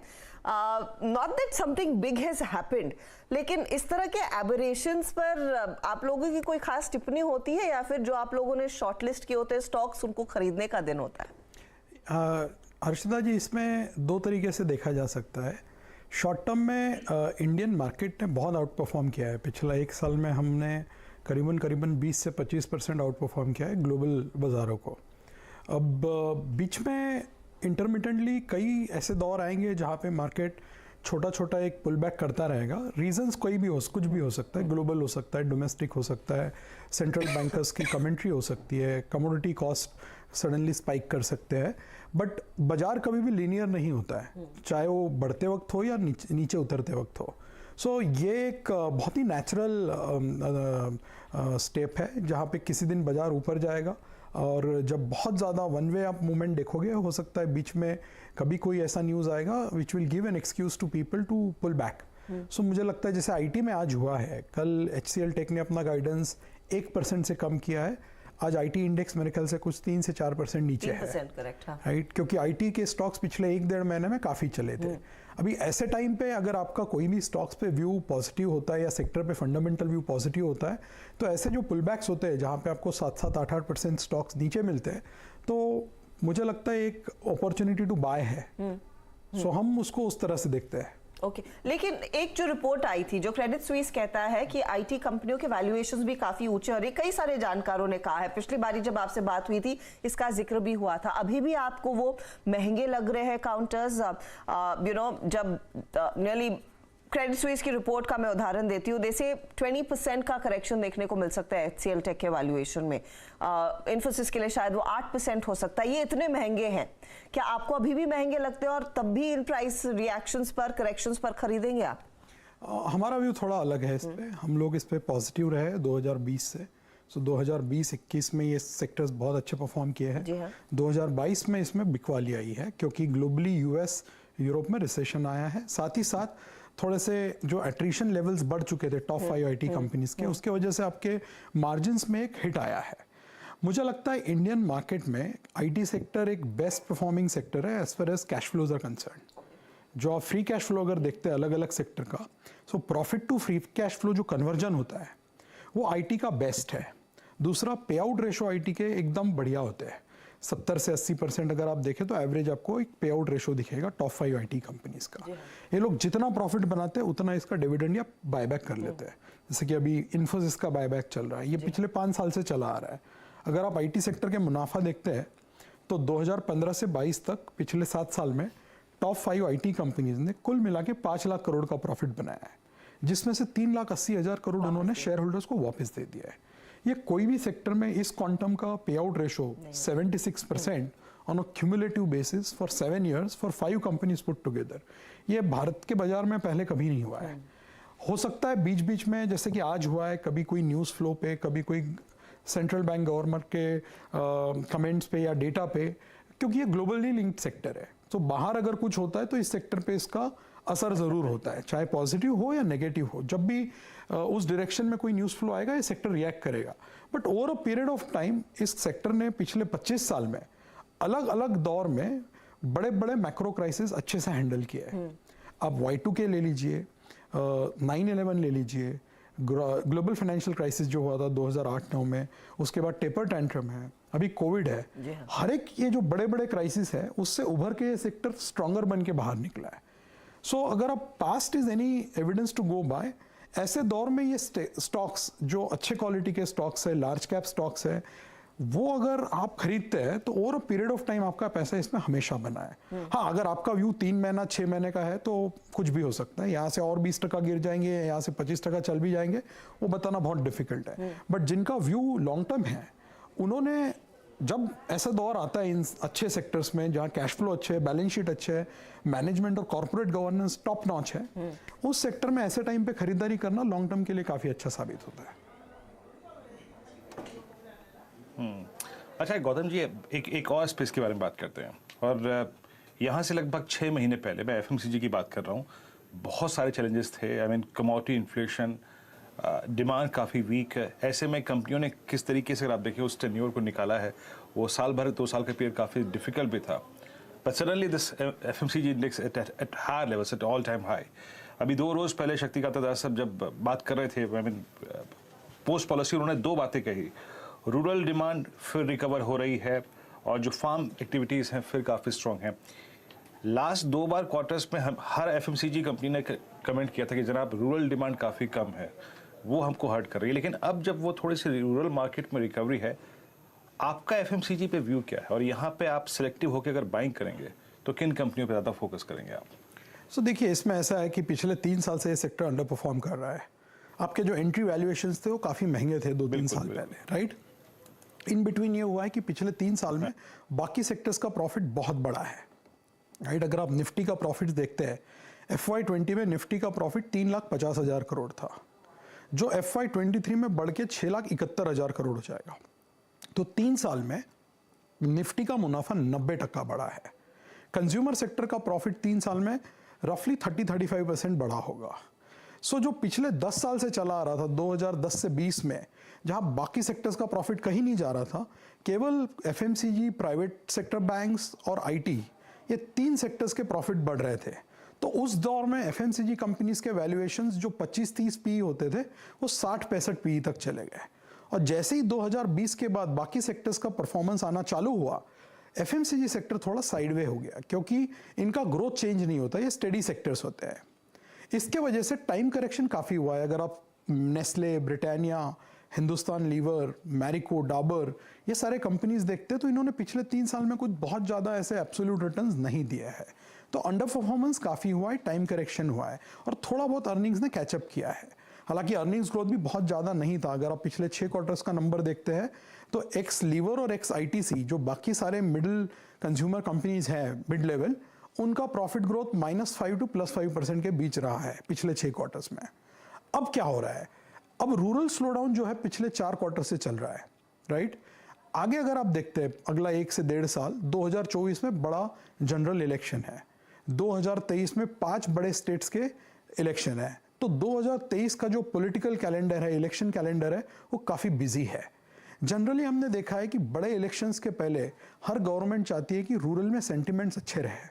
तो हमें लगता है थोड़ा सा गवर्नमेंट स्पेंडिंग बढ़ेगा, जो रूरल कंजम्पशन के लिए फ़ायदेमंद साबित हो सकता है। दूसरा, पिछले 2-3 महीने में आपने देखा होगा कमोडिटी प्राइसेस काफ़ी अच्छे से गिरे हैं। क्रूड 80 के नीचे आया है और क्रूड के जो डेरिवेटिव्स होते हैं जैसे विनाइल एसिड मोनोमर या टाइटेनियम डाइऑक्साइड, पाम ऑयल, ये सारे जो कमोडिटीज़ हैं इनके भाव में भी गिरावट आई है जो कि एफएमसीजी के लिए काफ़ी फायदेमंद है। सो अगर आप 2-3 फैक्टर्स ऐड करते हैं, रूरल में थोड़ा सा पिकअप, कमोडिटी कॉस्ट में करेक्शन और पिछले 3 साल का जो अंडर परफॉर्मेंस है, सो एक वैल्यू के हिसाब से अगर आप देखते हैं रिस्क रिवॉर्ड, वो मुझे थोड़ा सा कंज्यूमर स्टेपल्स में भी बेहतर होता हुआ नजर आ रहा है। हमारे पोर्टफोलियो में, मॉडल पोर्टफोलियो में आईटीसी सबसे बड़ा वेट है, उसके बाद हिंदुस्तान लीवर है और इन दोनों के अलावा जो हमें बाकी स्टॉक्स पसंद है उसमें गोदरेज कंज्यूमर और डाबर। सो ये 4 स्टॉक्स पे हमारा व्यू कंज्यूमर स्टेपल्स में काफ़ी पॉजिटिव है। इसके अलावा डिस्क्रिशनरी में हमें हमेशा से टाइटन अच्छा लगता रहा है, तो उसमें हमारा सबसे बड़ा वेट है, followed by Jubilant FoodWorks and now companies like metro. Okay, तो इंटरेस्टिंग स्टॉक्स का भी जिक्र किया। 4 दिग्गज कंपनियां जो एफएमसीजी में आईटीसी, एचयूएल टॉप ट्रेड्स, उसके बाद गोदरेज कंज्यूमर, डाबर जैसे ट्रेड्स और ऑफ कोर्स डिस्क्रिशनरी स्पेंस में टाइटन और जुबिलेंट के साथ साथ आपका मेट्रो। लेकिन मैं आपकी रिपोर्ट देख रही थी, ये जो कमोडिटीज में करेक्शन हाल ही में देखने को मिला है उस पर आप जो कहते हैं कि ये मार्जिन्स को लार्जली सपोर्ट करता हुआ दिखाई देगा, क्या आप ये एक्सपेक्ट करें 3rd क्वार्टर ऑनवर्ड्स देखने को मिलेगा, एफएमसीजी को अच्छा खासा फायदा मिलेगा जो हमने देखा भी है पाम ऑयल प्राइसेस में जो करेक्शन देखने को मिला। इसके अलावा जो कच्चे तेल में अब दबाव देखने को मिला है उसका फायदा कौन कौन उठा सकता है, और अगर वैसे अपने पोर्टफोलियो को पोजीशन करना है तो आपके टॉपिक्स क्या हो रहे हैं इस समय? सो इसमें जो आपने अगर रिपोर्ट में देखा है तो हमने ये दिखाया है कि 2021 में मार्जिन्स ऑल टाइम हाई हो गए थे, वहां से थोड़ा सा मार्जिन 2022 में कुछ सेक्टर्स में करेक्ट हुआ है, लेकिन 2023 में जो है फर्स्ट हाफ में और जो उसका इम्पैक्ट पूरे साल में आएगा, 2023 में ग्रॉस मार्जिन और एबिटा मार्जिन मल्टी ईयर लो पे आएंगे। Gross margin 520 basis point down है और EBITDA margin 270 basis point down है। ये पिछले 5-6 क्वार्टर के कमोडिटी प्राइस के स्पाइक की वजह से हुआ है, बट पिछले 3 महीने से प्राइसेस गिर रहे हैं। अब इसका इम्पैक्ट जो है, पॉजिटिव इम्पैक्ट अगले 6 महीने या उसके बाद आना चालू होगा, क्योंकि कॉर्पोरेट जो है वो काफी इन्वेंट्री लेके बैठे रहते हैं कई सेक्टर्स में, तो जब तक वो हाई कॉस्ट इन्वेंट्री कंज्यूम करते हैं उसका इम्पैक्ट आपके मार्जिन्स में P&L में इमीडिएटली नहीं दिखता है। सो हमको जो लग रहा है कि 2H FY23 और FY24 में कुछ सेक्टर्स के मार्जिन बहुत अच्छे से रिकवर हो गए। अब ये वही सेक्टर है जिनके मार्जिन सबसे ज्यादा गिरे हैं, सो जहां सबसे ज्यादा गिरावट आई है वही सबसे ज्यादा रिबाउंड भी आएगा। सो मेटल्स है, ऑयल एंड गैस है, सीमेंट है और फिर ऑटो, कंज्यूमर, ये जो 4-5 सेक्टर्स है, यहाँ पे आपको ग्रॉस मार्जिन 300 से 400 बेसिस पॉइंट और एबिटा मार्जिन जो है वो 180 से 300 बेसिस पॉइंट तक रिकवर होने के चांसेस लगते हैं FY24 में। सो इंडिया का जो, और रादर हमारा जो कवरेज यूनिवर्स है मोतीलाल ओसवाल का, उसमें अगर आप ग्रॉस मार्जिन देखेंगे FY24 में तो ये लगभग 220 पॉइंट ऊपर जाएगा आज के एस्टिमेट्स के हिसाब से, और एबिटा मार्जिन जो है वो भी लगभग 14.7% से लेकर 17% की तरफ जाएगा, लेकिन ये फिर भी प्री कोविड से कम रहेगा, क्योंकि प्री कोविड अगर आप एबिटा मार्जिन देखते हैं तो 17.4 था, जो ये बढ़ने के बाद 17% होगा। सो ये जो 4-5 सेक्टर है जहां पे सबसे ज्यादा आपको मार्जिन में कंट्रैक्शन दिखा था, वहीं पे आपको जैसे ही कमोडिटी कॉस्ट का बेनिफिट P&L में आएगा, प्लस कुछ सेक्टर्स में आपने प्राइस हाइक्स भी देखे हैं, उसका जो एनिवर्सरी जैसे ही होता है, स्पिल ओवर इफेक्ट जो होता है वो आपको आगे के क्वार्टर्स में दिखेंगे। तो एक कॉम्बिनेशन है दोनों फैक्टर्स का, जिसके वजह से आपको मार्जिन में एक इंप्रूवमेंट दिखेगा। तो जितना कन्विक्शन के साथ में आपने एफएमसीजी में कुछ नामों की बात की, ऑटो में भी क्या उस तरह का कन्विक्शन देखने को मिल रहा है? क्योंकि सबसे ज्यादा मार ऑटो को ही पड़ी थी प्राइस हाइक्स की। एक तो कच्चा तेल भाग गया था तो फ्यूल प्राइसेस बढ़ गए थे, और दूसरा मेटल कॉस्ट तो थे ही, मेटल एंड प्लास्टिक जिस तरह से भागे, और अभी भी कंपनियां वो पास ऑन कर ही रही हैं। इस साइकिल में, इस कमोडिटी के प्राइसेस के गिरावट के साइकिल में यहाँ पर कहाँ आपको फायदा आता दिखता है और आप कहाँ पोजीशन करेंगे अपने आप को? सो ऑटो एक थोड़ा सा डिफरेंट सेक्टर है, सिक्लिकल सेक्टर है। हाँ। इसमें ऑटो सेक्टर्स के जो प्रॉफिट थे 2018 में, वो अभी तक वापस नहीं आए हैं। जैसे कि निफ्टी के अगर आप ऑटो कंपनीज के प्रॉफिट्स ऐड करोगे 2018 के, तो 28,000 करोड़ का प्रॉफिट था, जो 2022 में गिर के 8,000 करोड़ हो गया। 2023 में हमारा एस्टिमेट है 21,000 करोड़ का। सो FY18 टू FY23 5 साल में आपके प्रॉफिट वापस नहीं आए अभी तक। सो इनको एक लो बेस का बेनिफिट है। दूसरा, पिछले 3-4 महीने में आपने देखा होगा कि सप्लाई चेन का जो सबसे बड़ा पॉइंट था सेमीकंडक्टर शॉर्टेज का, वो काफी ईज हुआ है, राइट। तीसरा, आपके कमोडिटी प्राइसेस कम हुए हैं, और कुछ कुछ सेगमेंट्स में जैसे 4 व्हीलर है, कमर्शियल व्हीकल्स हैं, यहाँ पे आपका डिमांड काफ़ी अच्छा है। अगर आप उनके ऑर्डर बुक्स देखते हैं, वेटिंग पीरियड्स देखते हैं, सो 3 फैक्टर्स है, demand improvement, supply situation easing और कमोडिटी प्राइसेस करेक्टिंग। ये तीनों को अगर आप देखते हो जोड़ के, तो आपको लगेगा कि ऑटो सेक्टर के प्रॉफिट जो है, मार्जिन जो है, वो आगे जाके काफ़ी इंप्रूव हो सकते हैं। अब इसमें हमको जो स्टॉक्स अच्छे लगते हैं वो है मारुति, हमको M&M अच्छा लगता है, और जो ऑटो एंक्स में हमको मदरसन वायरिंग है, अपोलो टायर्स है, अशोक लेलैंड है, ये हमारे कुछ, इसमें से कुछ स्टॉक्स हमारे मॉडल पोर्टफोलियो में है। 2 व्हीलर में अभी भी हम थोड़े से कॉशियस है, क्योंकि वहाँ जो डिमांड है पिछले 10 साल के लेवल पे अभी भी वही अटका हुआ है और वहाँ से रिकवरी अभी दिखी नहीं है। वो तो फिर ग्रामीण इलाकों का भी एक सिग्नल है कि क्योंकि वहां पर डिमांड पिकअप नहीं है। बट इन सब चीजों के बेसिस पे एक स्टॉक कॉल लेना बहुत डिफिकल्ट हो जाता है, क्योंकि आप देखेंगे कुछ कुछ स्टॉक्स जो है 2 व्हीलर के, वो पिछले 5, 7, 10 साल से अंडर परफॉर्म करते जा रहे हैं, जबकि रूरल बीच में अच्छा भी हुआ है, खराब भी हुआ है, फिर अच्छा हुआ है, फिर खराब हुआ है। बट इन स्टॉक्स का जो कंपाउंडिंग है वो काफी लो परसेंटेज टर्म्स का रहा है। सो हम 4 व्हीलर में हमारा ज्यादा बायस है और कमर्शियल व्हीकल्स में है। इसके अलावा फिर कंज्यूमर डिस्क्रिशनरी है। आप वो जो सबसे बड़ा हमारा पोर्टफोलियो में ओवरवेट है वो आज भी फाइनेंशियल्स है, जहाँ पे हमारा सबसे बड़ा ओवरवेट पिछले 1 साल से PSU बैंक्स रहा है, SBI हमारा सबसे बड़ा वेट है, उसके बाद बैंक ऑफ बड़ौदा है। सो ये हमें थोड़ा सा पोर्टफोलियो में, because this year banks have done very well, तो इसका एक फायदा हुआ है और बैंक्स के नंबर्स भी काफी अच्छे आ रहे हैं। जो मैंने आपको ऑटो का कहा कि 28,000 करोड़ का प्रॉफिट 5 साल के बाद 21 हो गया है, वही बैंक्स का प्रॉफिट वही 5 साल में 45,000 करोड़ से बढ़ के 2,06,000 करोड़ हो गया है। तो बैंक्स हमारी आज भी सबसे पहली पसंद है। अच्छा गौतम जी, इनफैक्ट मैं ऑटो पे आने ही वाला था, हर्षदा ने ऑटो व्हीलर स्पेस कवर भी कर लिया। अब मैं आपसे पूछूंगा, इनफैक्ट मैं जब खुद अपने शहर का हाल देखता हूँ, और स्पेशली मार्च से पहले आई मीन दिल्ली NCR में जिस प्रकार की रियल एस्टेट इन्वेंट्रीज थी, एंड सडनली जो मार्च के बाद रेट हाइक्स हुए, आई मीन इतने सब्सटेंशियल रेट हाइक, सडनली 6 महीने के अंतराल में EMIs का इतना ऊपर आ जाना, आप रेंज सेंसिटिव्स में भी रियल एस्टेट में क्या कर रहे हैं सर? रियल एस्टेट में या फिर हाउसिंग फाइनेंस कंपनियों में, या फिर जो होम इंप्रूवमेंट का सेगमेंट था जैसे पॉलीकैब हो गया, एस्टेल हो गया, आपका इस वक्त व्यू इनमें क्या है? कहाँ अपने आप को आप लोगों ने ट्रिम किया है और कहाँ कैपिटलाइज कर रहे हैं आप? सो रियल एस्टेट देखिए पिछले 10 साल से कहीं नहीं गया था। अगर आप 2010 से 20 का पीरियड लेते हैं तो कोई भी रियल एस्टेट की बात नहीं करता था, क्योंकि वॉल्यूम्स नहीं होते थे, बैलेंस शीट में लेवरेज बहुत बढ़ गया था और डिमांड बहुत ही म्यूटेड था। रियल एस्टेट में जो आपने थोड़ा सा एक रिकवरी देखा है, इंप्रूवमेंट देखा है, वो पिछले 1.5 साल में देखा है। इसके 2 वजह है। एक तो आपका रियल एस्टेट प्राइसेस फ्लैट हो गए थे 6 साल, 2016 से लेके 21 तक रियल एस्टेट के प्राइसेस अगर आप टॉप 8 सिटीज में देखते हैं तो बहुत फ्लैटिश ट्रेंड हो गया था। और जो कंज्यूमर का इनकम है, डिस्पोजेबल इनकम है, वो 7-8% से कंपाउंड हुआ है पिछले 5-6 साल में। सो सडनली जो अफोर्डेबिलिटी है वो काफ़ी इंप्रूव हो गई थी। और जैसे कि आपने कहा, पिछले 2-4 साल में रेट्स काफ़ी नीचे रहे थे। सो इन सब का एक बेनिफिट रियल एस्टेट में हमें दिखा पिछले 1-1.5 साल में। अभी जो RBI ने रेट हाइक की है 4% रेपो से लेके 6.4, पिछले 7-8 महीने में 2.4% का रेट हाइक हुआ है। अब कुछ इसमें से पास ऑन हो गया है, कुछ शायद आगे होगा।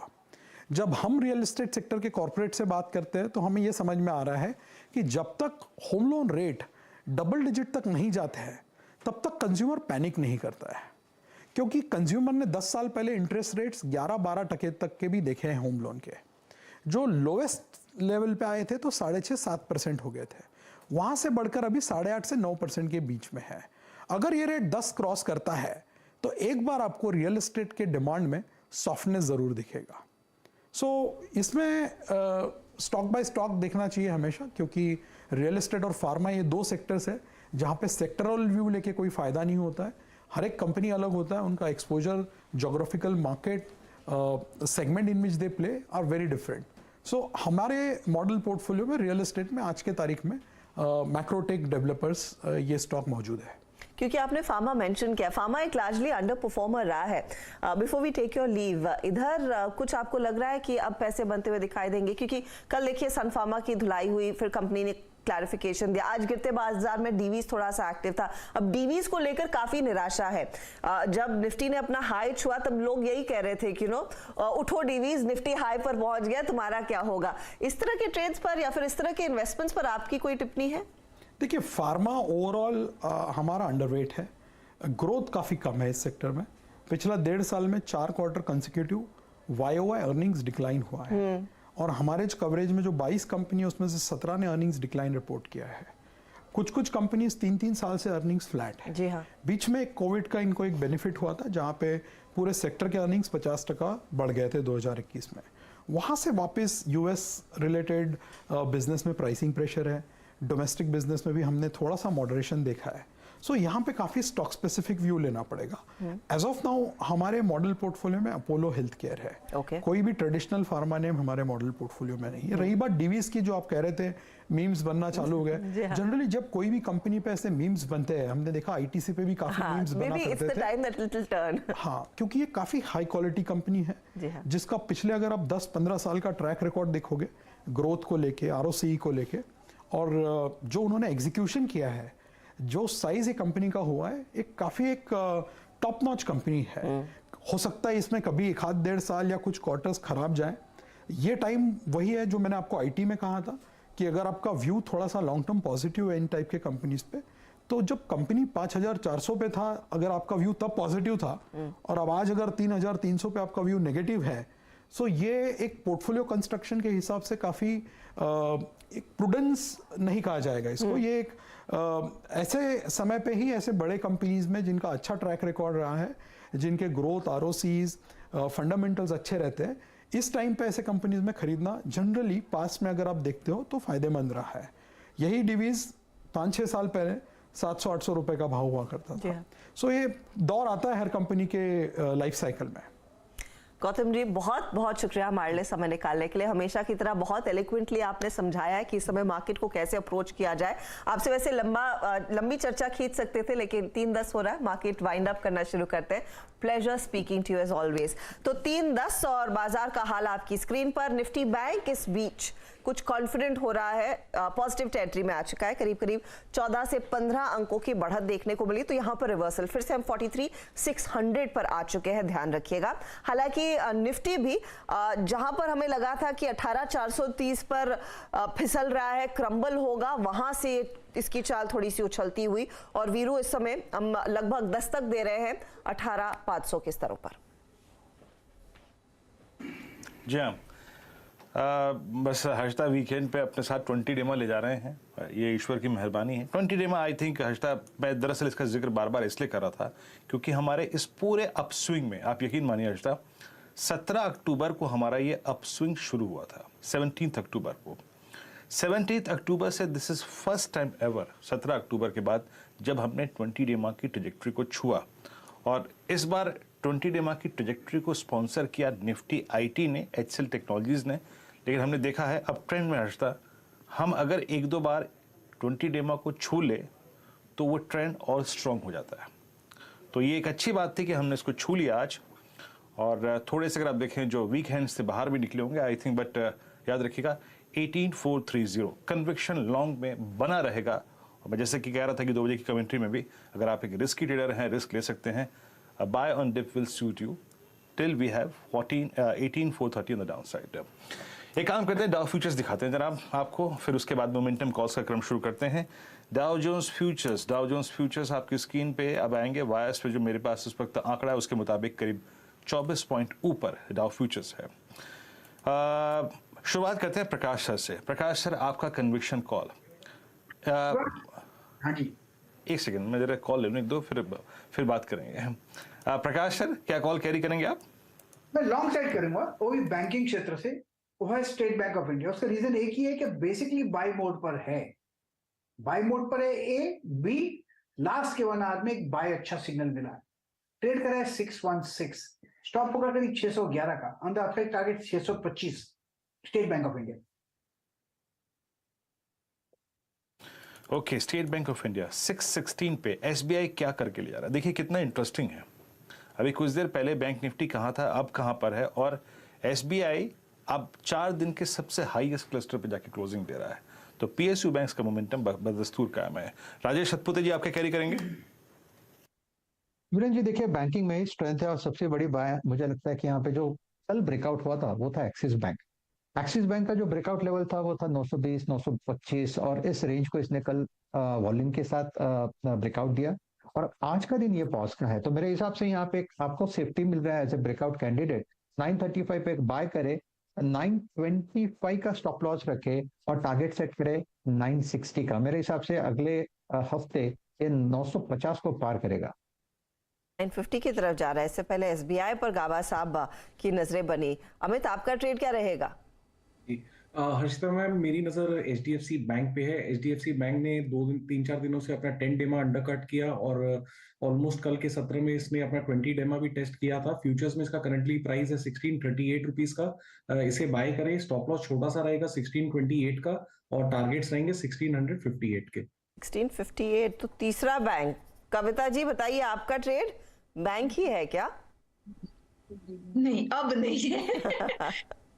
So my trade is Carborundum Universal। था बैंक, लेकिन वो ऑलरेडी डिस्कस हुआ है और मुझे लग रहा है कि जिस तरीके से स्ट्रेंथ आया, एक फॉलिंग रेजिस्टेंस अगर वो क्रॉस कर देता तो बैंक निफ्टी में पिछले 15 मिनट में बहुत अच्छी तेजी आई है फ्रॉम द 50 डेमा। बट स्टिल मुझे लग रहा है कार्बोरंडम यूनिवर्सल यहाँ पर बहुत अच्छी पोजिशनिंग बनती हुई दिख रही है। स्टॉक ने अपने सपोर्ट लेवल से 100 EMA से एक बहुत अच्छा अपसाइड मूव दिया है। ये फर्दर एक्सटेंड होता हुआ दिखेगा। 858 2.5% ऊपर है। BTST की तरह इसे लेकर जाया जा सकता है। ऊपर में मुझे लगता है 870 वंस उसे क्रॉस कर पाता है 885 तक के लेवल्स एज BTST आप देख सकते हैं कार्बोरंडम यूनिवर्सल में। स्टॉप लॉस जो मेंटेन करना चाहिए that should be of 850 itself. Okay, Carborundum universal एक काम करते हैं, जरा एक बार इसका चार्ट देखते हैं। आई मीन सडनली अगर ये कॉल्स में अपीयर हो रहा है तो क्या कर रहा है? ये चार्ट अच्छा है और अगर आप देखें अपनी फॉलिंग चैनल से बाहर निकल के आता हुआ स्टॉक इट्स डूइंग वेल। 861 समेत आपके कैरी करेंगे। देखिए, बायस पॉजिटिव और यही हमने ओपनिंग रिमार्क्स में भी बताया था जब निफ्टी लोएस्ट पॉइंट पे था कि अभी भी बेनिफिट ऑफ डाउट कहीं ना कहीं हमें मार्केट्स को देना चाहिए। इंपॉर्टेंट सपोर्ट्स अभी तक होल्ड हो रहे हैं तब तक, और बायस पॉजिटिव है। और मेटल स्पेस में जैसे बात हुई थी, टाटा स्टील हमें अच्छा लग रहा है क्योंकि 3-4 दिनों का अच्छा प्राइस करेक्शन उसने कंप्लीट किया है। 200 सिंपल मूविंग एवरेज यहाँ पे रीटेस्ट हुआ है। मार्केट में अगर ऐसी रिकवरी यहाँ से कंटिन्यू 18,500 550 के ऊपर हमें क्लोजिंग देखनी थी और वो पॉसिबल है, अभी आ रही है। तो हमें लगता है कि टाटा स्टील यहाँ से आपको वापस 115 अगर BTST के इससे लेना है तो 114 115 के टारगेट, स्टॉप लॉस 108 और पोजिशनल अगर लेना है तो 106 का स्टॉप लॉस और 116 118 के टारगेट्स रहेंगे। टाटा स्टील आपकी स्क्रीन पे 110 पे ट्रेड करता है। अच्छा देखिए, मेटल से बातचीत तो हुई है और थोड़ा सा बैकफुट पे भी स्टॉक्स आए थे। BTST में अगर आप देखेंगे समित जी का ट्रेड भी है। मैं एक मेटल स्टॉक्स के बारे में और इनफैक्ट निफ्टी मेटल पे एक बात कह देता हूँ। निफ्टी मेटल कोई बहुत वीक नहीं है और निफ्टी मेटल इंडेक्स जो है 6687 पे अभी भी आज इसका लो जो है वो एग्जैक्टली 10 डेमा है। तो आज आप निफ्टी पे 20 डेमा छू के आए और निफ्टी मेटल हार्डली 10 डेमा छू के आया और अभी भी निफ्टी मेटल अपने जो करियर हाई हैं उनसे अगर आप देखें हार्डली 150-200 पॉइंट दूर है। तो बहुत अगर आप देखें तो चिंता का विषय मेटल्स अभी नहीं है। मीनवाइल मेरे स्क्रीन पे एक स्टॉक जो कि डे हाई पे अपीयर हो रहा है और जो कि निफ्टी बैंक की स्ट्रेंथ को स्पॉन्सर कर रहा है, that's HDFC bank at day high. Yes, HDFC bank director साहब प्लीज एक बार लेके आइएगा। HDFC बैंक यस इट्स 1633 और मैं इसका जिक्र इसलिए कर रहा हूँ, ये एक इंडेक्स का हैवी वेट है प्लस इस चार्ट पर एक टिपिकल फ्लैग फ्लोट कर रहा है। तो थोड़ा सा HDFC बैंक को लेके थोड़ा सा सचेत रहिएगा। राजेश अग्रवाल जी, आपका कॉल क्या रहेगा कैरी करने के लिए मंडे मॉर्निंग के लिए?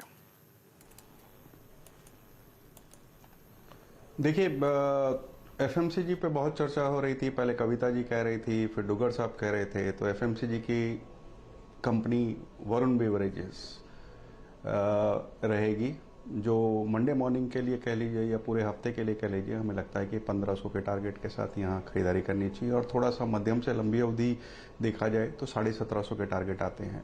कंपनी पेप्सी की बॉटलिंग फ्रेंचाइजी है, न केवल भारत में बल्कि नेपाल और श्रीलंका में भी। जो फोकस इनका अब बन रहा है वो नॉन कार्बोनेटेड ड्रिंक्स की तरफ ज़्यादा बन रहा है, जहाँ मार्जिन्स अच्छे हैं और लोगों में खपत भी अच्छी है, फिर वो चाहे जूसेस हों या दूसरे उत्पाद हों। मुझे लगता है यहाँ पर जिस तरीके की बढ़त बनी हुई है, यहाँ से बहुत अच्छी बढ़त बन सकती है। कंपनी ने लगातार डेट इक्विटी रेशियो सुधारा है, नंबर्स अच्छे आए, यहाँ ध्यान रखना चाहिए। और दूसरा स्टॉक पूनावाला फाइनेंस का रहेगा, जो छोटी अवधि में 340 के टारगेट आ सकते हैं और बड़ी अवधि में थोड़े बड़े टारगेट हो सकते हैं। जब इन्होंने अधिग्रहण किया था मैग्मा से तो उस समय इनका AUM 15,000 करोड़ का था, अब 22,000 के ऊपर है। और कंपनी ये लगातार कह रही है कि आने वाले 3 सालों में 2025 तक 42,000 करोड़ का AUM कर लेगी। कॉस्ट ऑफ फंड्स नीचे जा रहे हैं, नॉन परफॉर्मिंग एसेट्स नीचे जा रहे हैं, एसेट क्वालिटी सुधर रही है, एनआईएम्स में सुधार हुआ है। और अभी ऐसे मीडिया में ऐसी न्यूज़ थी कि इन्होंने अपने हाउसिंग फाइनेंस की जो सब्सिडरी है वो बेचने की बात कर रहे हैं। अगर वो बिक जाता है और वहाँ से पैसे आते हैं तो वो एक एडेड ट्रिगर होगा। अदरवाइज ये 2 स्टॉक हम अगले हफ्ते के लिए ले जाना चाहेंगे। तो ये फिलहाल आपके लिए ट्रेड्स, एक तो पूनावाला फिनकॉर्प और साथ ही साथ आप दे रहे हैं वरुण बेवरेजेस। वरुण बेवरेजेस में हमने देखा है जब से ये MSCI का हिस्सा बना है वहां पर काफी तगड़ी तेजी भी बनती हुई दिखाई दी है। अच्छा, अब यतिन को जोड़ लेते हैं जो बताएंगे आपको कि डीलर्स में सबसे ज्यादा एक्शन कहाँ बनता दिखाई दिया। यतिन, तो 2 स्टॉक्स जो आज डीलिंग रूम्स के फोकस रेडार में है, सबसे पहले हर्षदा भारती एयरटेल। और अगर हम इस टेलीकॉम स्टॉक की बात करें तो यहाँ डोमेस्टिक म्यूचुअल फंड्स काफ़ी एग्रेसिव बायर्स हैं, हर डिक्लाइन पे यहाँ खरीदारी हो रही है। और अगर आप BTST की ट्रेड यहाँ ले सकते हैं तो शायद 15 से 20-25 रुपए का अपसाइड आपको 1-2 ट्रेडिंग सेशंस में मिलना चाहिए, ऐसा उनका मानना है। इसके अलावा TVS मोटर्स ये दूसरा स्टॉक है जहाँ अच्छा ट्रैक्शन है, दूसरे ऑटो स्टॉक्स के मुकाबले काफ़ी स्टेबिलिटी और अच्छा यहाँ आउट परफॉर्मेंस देखने को मिल रहा है। आज यहाँ HNIs खरीदारी कर रहे हैं और डीलिंग रूम्स को लगता है कि थोड़ा पोजिशनल बाय कॉल यहाँ रखेंगे तो 1070 से लेके 1080 तक के लेवल्स यहाँ देखने को मिल सकते हैं बहुत जल्द।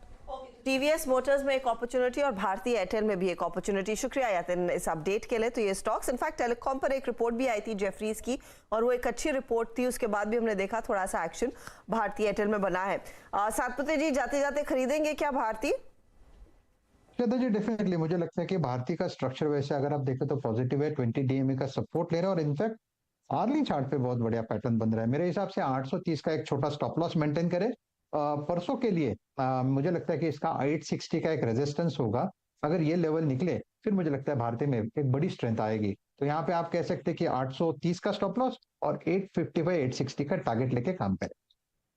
ये तो 865 के टारगेट के लिए एक मौका जरूर देखने को मिलेगा। तो ये फिलहाल स्टॉक आपकी स्क्रीन पर और एक पीक कर रहा है इस बाजार में जहां पर निचले लेवल से रिकवरी आई है। चलिए अब क्योंकि आज फ्राइडे है और 3:20 हो चुके हैं, हम वो वाइंड अप करने की सिलसिले में उतरे उससे पहले खिलाड़ी नंबर 1, ये हफ्ता काफी दिलचस्प रहा है। 3 जानकार हमारे साथ थे, रुचित, मेहुल और ब्रिजेश। शुरुआत में ब्रिजेश की अच्छी खासी लीडरशिप थी लेकिन उसके बाद मेहुल ने टेक ओवर किया और मेहुल के आई थिंक 80% स्टॉक्स हाईजैक किए थे किसी ने।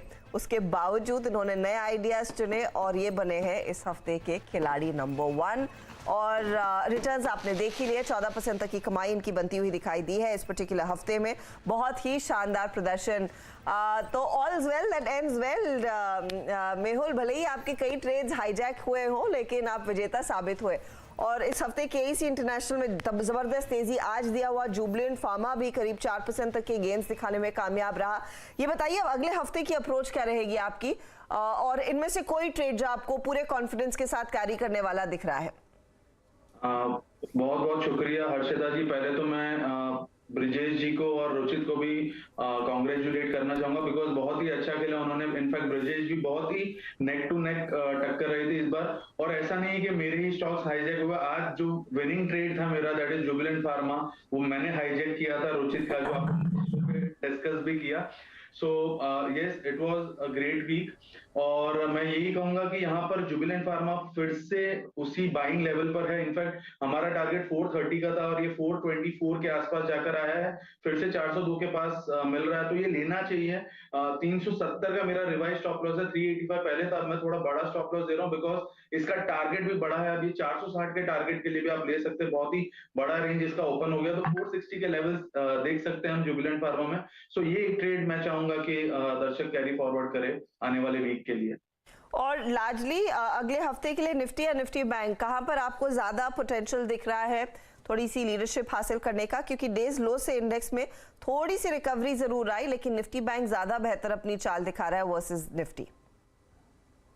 देखिए अर्षदा जी, जैसे कि हमने पूरे वीक डिस्कस किया और जैसे मैंने अपना स्टांस रखा कि यहाँ पर मुझे ऐसा लगता है कि स्टॉक स्पेसिफिक ही रहना चाहिए। देखिए अगर निफ्टी यहाँ से नया ऑल टाइम हाई फिर से बनाएगा तो भी उसमें कोई ज्यादा दूर नहीं है। यहाँ पे 200-300 पॉइंट 670 के ऊपर जो 18,670 का लेवल है उसके ऊपर अगर 200-300 पॉइंट भी चले जाएगा तो भी मैं उनको इग्नोर करूंगा, बिकॉज मुझे ऐसा लगता है कि मार्केट में एक अच्छा करेक्शन का जरूरत है in order to go higher. यानी कि अगर 20,000 21,000 की हम बात करें 2023 के साल में, तो उसके लिए अच्छा खासा हेल्दी करेक्शन मार्केट में बहुत ही जरूरी है। तो मैं ये उम्मीद करता हूं, या ऐसा मेरा व्यू है कि आने वाले वीक से वो स्टार्ट हो सकता है। भले अगर नहीं भी हुआ तो भी हम अगर बुलिश आइडियाज रहेंगे तो स्टॉक स्पेसिफिक अप्रोच रखेंगे रादर देन इंडेक्स। लेकिन आपने अगर इंडेक्स की बात की है तो मुझे ऐसा लग रहा है जैसा निफ्टी में थोड़ा बहुत प्रॉफिट बुकिंग स्टार्ट हुआ वैसा बैंक निफ्टी में भी हो सकता है। इनफैक्ट पीएसयू बैंक्स में भी थोड़ी बहुत प्रॉफिट बुकिंग शुरू हो सकती है, बिकॉज आज हमने देखा डेज हाई से अच्छा खासा उनमें करेक्शन है और काफी ज्यादा रैली आ गई है। तो ये चीज उनके लिए भी हेल्दी होगी अगर एक थोड़ा सा पुल बैक आ जाए पीएसयू बैंक इंडेक्स में, because PSU bank index itself एक मेजर रेजिस्टेंस के पास है। तो यहाँ पर एक ओवरहीटेड है सारे स्टॉक्स, तो ऑब्वियस एक थोड़ा बहुत करेक्शन बनता है इनका। तो स्टॉक स्पेसिफिक अप्रोच रखने की सलाह रहेगी, इंडेक्स को टोटली मैं अवॉइड करूंगा at least on the long side. शुक्रिया मेहुल हमारे लिए समय निकालने के लिए, and wish you all the very best अपने आगे वाले ट्रेड्स के लिए भी। तो ये है हमारे इस हफ्ते के खिलाड़ी नंबर 1 मेहुल, जिन्होंने बहुत ही बढ़िया प्रदर्शन दिखाया, 14% तक के रिटर्न्स इनके बने। चले मार्केट पर वापस लौटते हैं और एक दो ट्रेड्स आपकी स्क्रीन पर रखेंगे। अच्छा, वैसे वापसी हुई है निफ्टी की 18,500 के स्तरों पर, और एक स्टॉक जिसमें तगड़ी तेजी देखने को मिली वो है आईटीसी। इसका जिक्र कुछ देर पहले गौतम दुग्गड़ भी करके गए थे। गावात साहब, आईटीसी का चार्ट देखिए, 341 के लेवल्स पर नियरली डे हाई पर खड़ा है और फटाफट तेजी इसमें बनी है इन द लास्ट 10 मिनट्स। आप क्या खरीदारी करने के पक्ष में हैं? बाय मोड पर तो है ITC. In fact higher time frame में चार्ट पॉजिटिव है, करेक्शन आया कुछ 3-4 हफ्ते का, उसके बाद एक साइडवेज जोन था और लास्ट 1 आवर एक एनकरेजिंग है आईटीसी का। तो मेरे ख्याल से यस ले सकते हैं। 338 का एक स्टॉप लगाकर चले तो हो सकता है आते दिन में 345 350 जोन देखने को मिल सकते हैं आईटीसी। ओके, ये आईटीसी में एक अच्छी खासी तेजी बनती हुई दिखाई दे रही है। आईटीसी ही नहीं, आप देखिएगा कुछ और ट्रेड्स जिनमें अब रुझान और मजबूती का। एक तो एसबीआई गावा साहब ने पिक किया एसटीबीटी के तौर पर, एसबीआई इज एट 617, वो भी आप ध्यान रखें। जाते जाते अमित, ये जो इंडसइंड बैंक में फिर खरीदारी बढ़ रही है 1204 के लेवल्स, इसमें आपको क्या तेजी का बायस लग रहा है अगले हफ्ते के लिए? Definitely Harshita ma'am, IndusInd bank की इनफैक्ट मेरी मॉर्निंग में कॉल भी थी। इंडसइंड बैंक का स्ट्रक्चर काफी पॉजिटिव है। अर्ली मॉर्निंग में it was doing well, but क्योंकि बैंक निफ्टी में एक पुल बैक आया इसीलिए इसने थोड़ा सा अपने गेन्स गिव अप कर दिए, लेकिन फिर भी अपना क्रूशियल लेवल 1200 का ये होल्ड कर रहा है। ऑप्शंस का डेटा देखें तो 1200 के लेवल में अनवाइंडिंग है। तो मुझे ऐसा लगता है कि जब तक 1185 के लेवल्स इंटैक्ट हैं, IndusInd bank can probably move to 1235 1240 levels in the next week. Okay, चलिए अब एक काम करते हैं, आपको इस क्लोजिंग के साथ जो मार्केट सेटअप है इस वक्त का उसको दिखाते हैं और क्या ब्रेथ रही मार्केट की क्लोजिंग के वक्त, और जो प्राइस डैमेज हुआ आज वो सिर्फ आईटी तक सीमित था या फिर इसके बाहर भी था। लेट्स टेक ऑल स्टेट्स जो डेरिवेटिव्स के हैं इस वक्त आपकी स्क्रीन पे।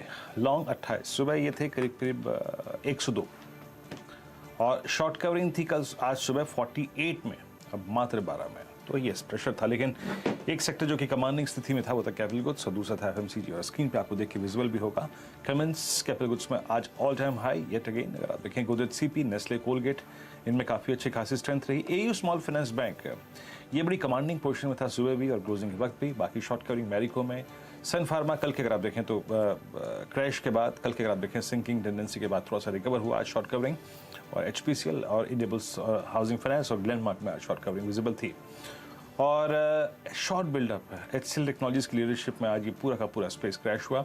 Intellect design, Birlasoft, first source, MNM financials यहाँ पे पेन था, और लॉन्ग अनवाइंडिंग पिरामिड एंटरप्राइजेस में, जीएमआर एयरपोर्ट्स में, और साथ ही साथ आदित्य बिरला कैपिटल में, आरईसी, जीएनएफसी, कुछ ऐसे कंपनीज थे जो कि आज काफ़ी पेन में रहे।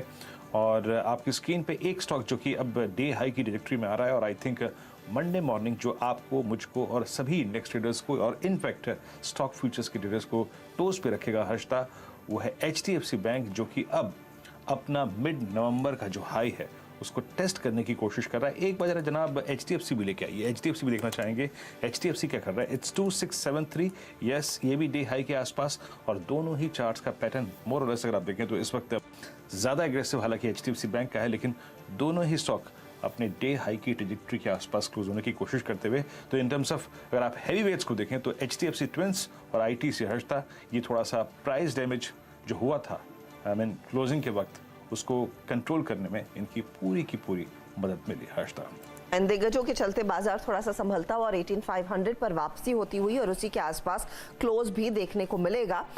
लेकिन कुछ स्टॉक्स आपकी स्क्रीन पर लेकर आते हैं जहां पर जो पोजीशंस है वो काफी ज्यादा बढ़ गई हैं और चांसेस है कि ये बैन में जा सकते हैं। तो उसमें एक बार फिर भेल आएगा, करीब 101% तक की पोजीशंस यहां पर खड़ी है। पंजाब नेशनल बैंक में भी यही हो रहा है, नियरली 100% तक की पोजीशंस। और डेल्टा कॉपर, भेल और डेल्टा कॉप वो यूजुअल सस्पेक्ट्स है, जब बैन में होते हैं तब तगड़ी तेजी हो जाती है, बैन के बाहर आते तो लोग यहाँ पर अब पोजीशंस अपनी काटना शुरू करते हैं। तो क्लियरली ये ट्रेड्स है, लेकिन ज्यादा चांसेस है भेल और PNB के दरअसल उतरने की बैन में। चलिए अब आपको दिखाते हैं हमारी क्लोजिंग किस लेवल देखने को मिली। 18,430 भी टेस्ट हुआ, 410 तक का लो छुआ, वहां से रिकवरी दिखाकर हम 18,500 के करीब आकर टिकते हुए दिखाई दे रहे हैं, लेकिन दबाव रहा है आज करीब करीब 118 अंकों का। निफ्टी IT इसकी सबसे ज्यादा धुलाई हुई है। निफ्टी IT यहाँ पर लेकर आइएगा प्लीज, 950 पॉइंट का दबाव, और यही वो दरअसल पेन पॉइंट था आज के मार्केट का। 3.25% तक का नुकसान देखने को मिला है। निफ्टी बैंक संभालने की कोशिश कर जरूर रहा था, आखिर में एक पुल अप देखने को मिला courtesy HDFC bank, state bank of India, और वो काउंटर ये इनफैक्ट इंडेक्स करीब 14.2 पर आता हुआ दिखाई देगा। हीट मैप में आपको साफ दिखाई देगा, एक लाइन से आज टेक्नोलॉजी कंपनियों की पिटाई हुई है। HCL टेक सबसे ज्यादा नुकसान दिखा रहा था, 6.5% नीचे, आज टेक महिंद्रा में 3.5% की गिरावट आई। तो इन्फोसिस जैसा ट्रेड भी कमजोर रहा, 3-3.25% का नुकसान, और विप्रो में भी हमने देखा 2% तक की तेजी गिरावट। TCS भी लगभग 2% नीचे। तो ये पूरा पैक आज टूटता हुआ और इसने मार्केट को पहले नीचे खींचा। इसके अलावा UPL, Tata steel, Hindalco, L&T जैसे काउंटर्स, रिलायंस जैसे काउंटर्स में पोजीशंस अनवाइंड। सपोर्ट कहां से आया? नेस्ले था, ITC था, आपका टाइटन। सपोर्ट कहां से आया? नेस्ले था, ITC था, आपका टाइटन था, HUL था। तो कुछ कंजम्पशन थीम वाले काउंटर्स चले और निजी बैंकों को हम नजरअंदाज नहीं कर सकते। इंडसइंड बैंक करीब 1199 पर 0.5% ऊपर। HDFC बैंक का एक योगदान, वहां पर स्टेट बैंक ऑफ इंडिया का भी योगदान था, थोड़ा सा मार्केट को सपोर्ट मिला। भारतीय एयरटेल में भी हमने देखा है कुछ खरीदारी की पोजीशंस बनती हुई दिखाई दी हैं, और कुछ डिफेंसिव में आपका सन फार्मा और डॉक्टर रेड्डीज जैसे ट्रेड्स करीब करीब 1% भागते हुए दिखाई दिए। तो ये रही मार्केट की आज की चाल। कुल मिलाकर एक मुनाफा वसूली वाला दिन। जाते जाते हो सके तो एक बार पेटीएम का भी स्टॉक दिखा देते हैं। इस कमजोर बाजार में इस स्टॉक ने इनफैक्ट इंट्राडे में 7-8% तक की तेजी दिखाई, क्योंकि 13 को यानी कि अगले मंगलवार को बोर्ड बैठक है बायबैक को लेकर, तो वहां पर अच्छी खासी तेजी की पोजीशंस लौटती हुई दिखाई दी है। यह है मार्केट की क्लोजिंग आज। सीधा सौदा का क्या हाल था वो स्क्रीन पर।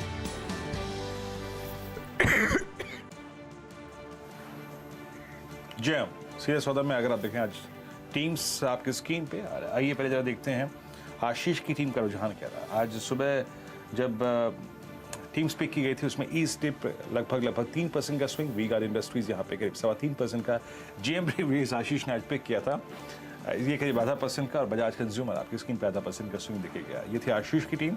जरा नीरज जी की टीम लेके आइए एक बार। आज सुबह जिस टीम का सिलेक्शन किया गया था उसमें से जो सबसे अच्छे ट्रेड रहे उसमें पेटीएम 7.25%, HPCL लगभग 2%, टाटा मोटर्स DVR और टाटा मोटर्स चाइना में अगर आप देखें जो आई थिंक सेल्स फिगर के नंबर्स आ रहे थे और जो प्रोडक्शंस थे उसको लेके अगर आप देखें दो टीम्स में शामिल किया गया था। 2% नीचे टाटा मोटर्स DVR रहा, टाटा मोटर्स आपकी स्क्रीन पर 0.5% नीचे रहा, 1% नीचे रहा। तो अगर आप क्लोजिंग बेसिस पे देखें 18,496 स्टिल अगर आप देखें तो आप 18,500 की ट्रेजेक्टरी के पास हैं।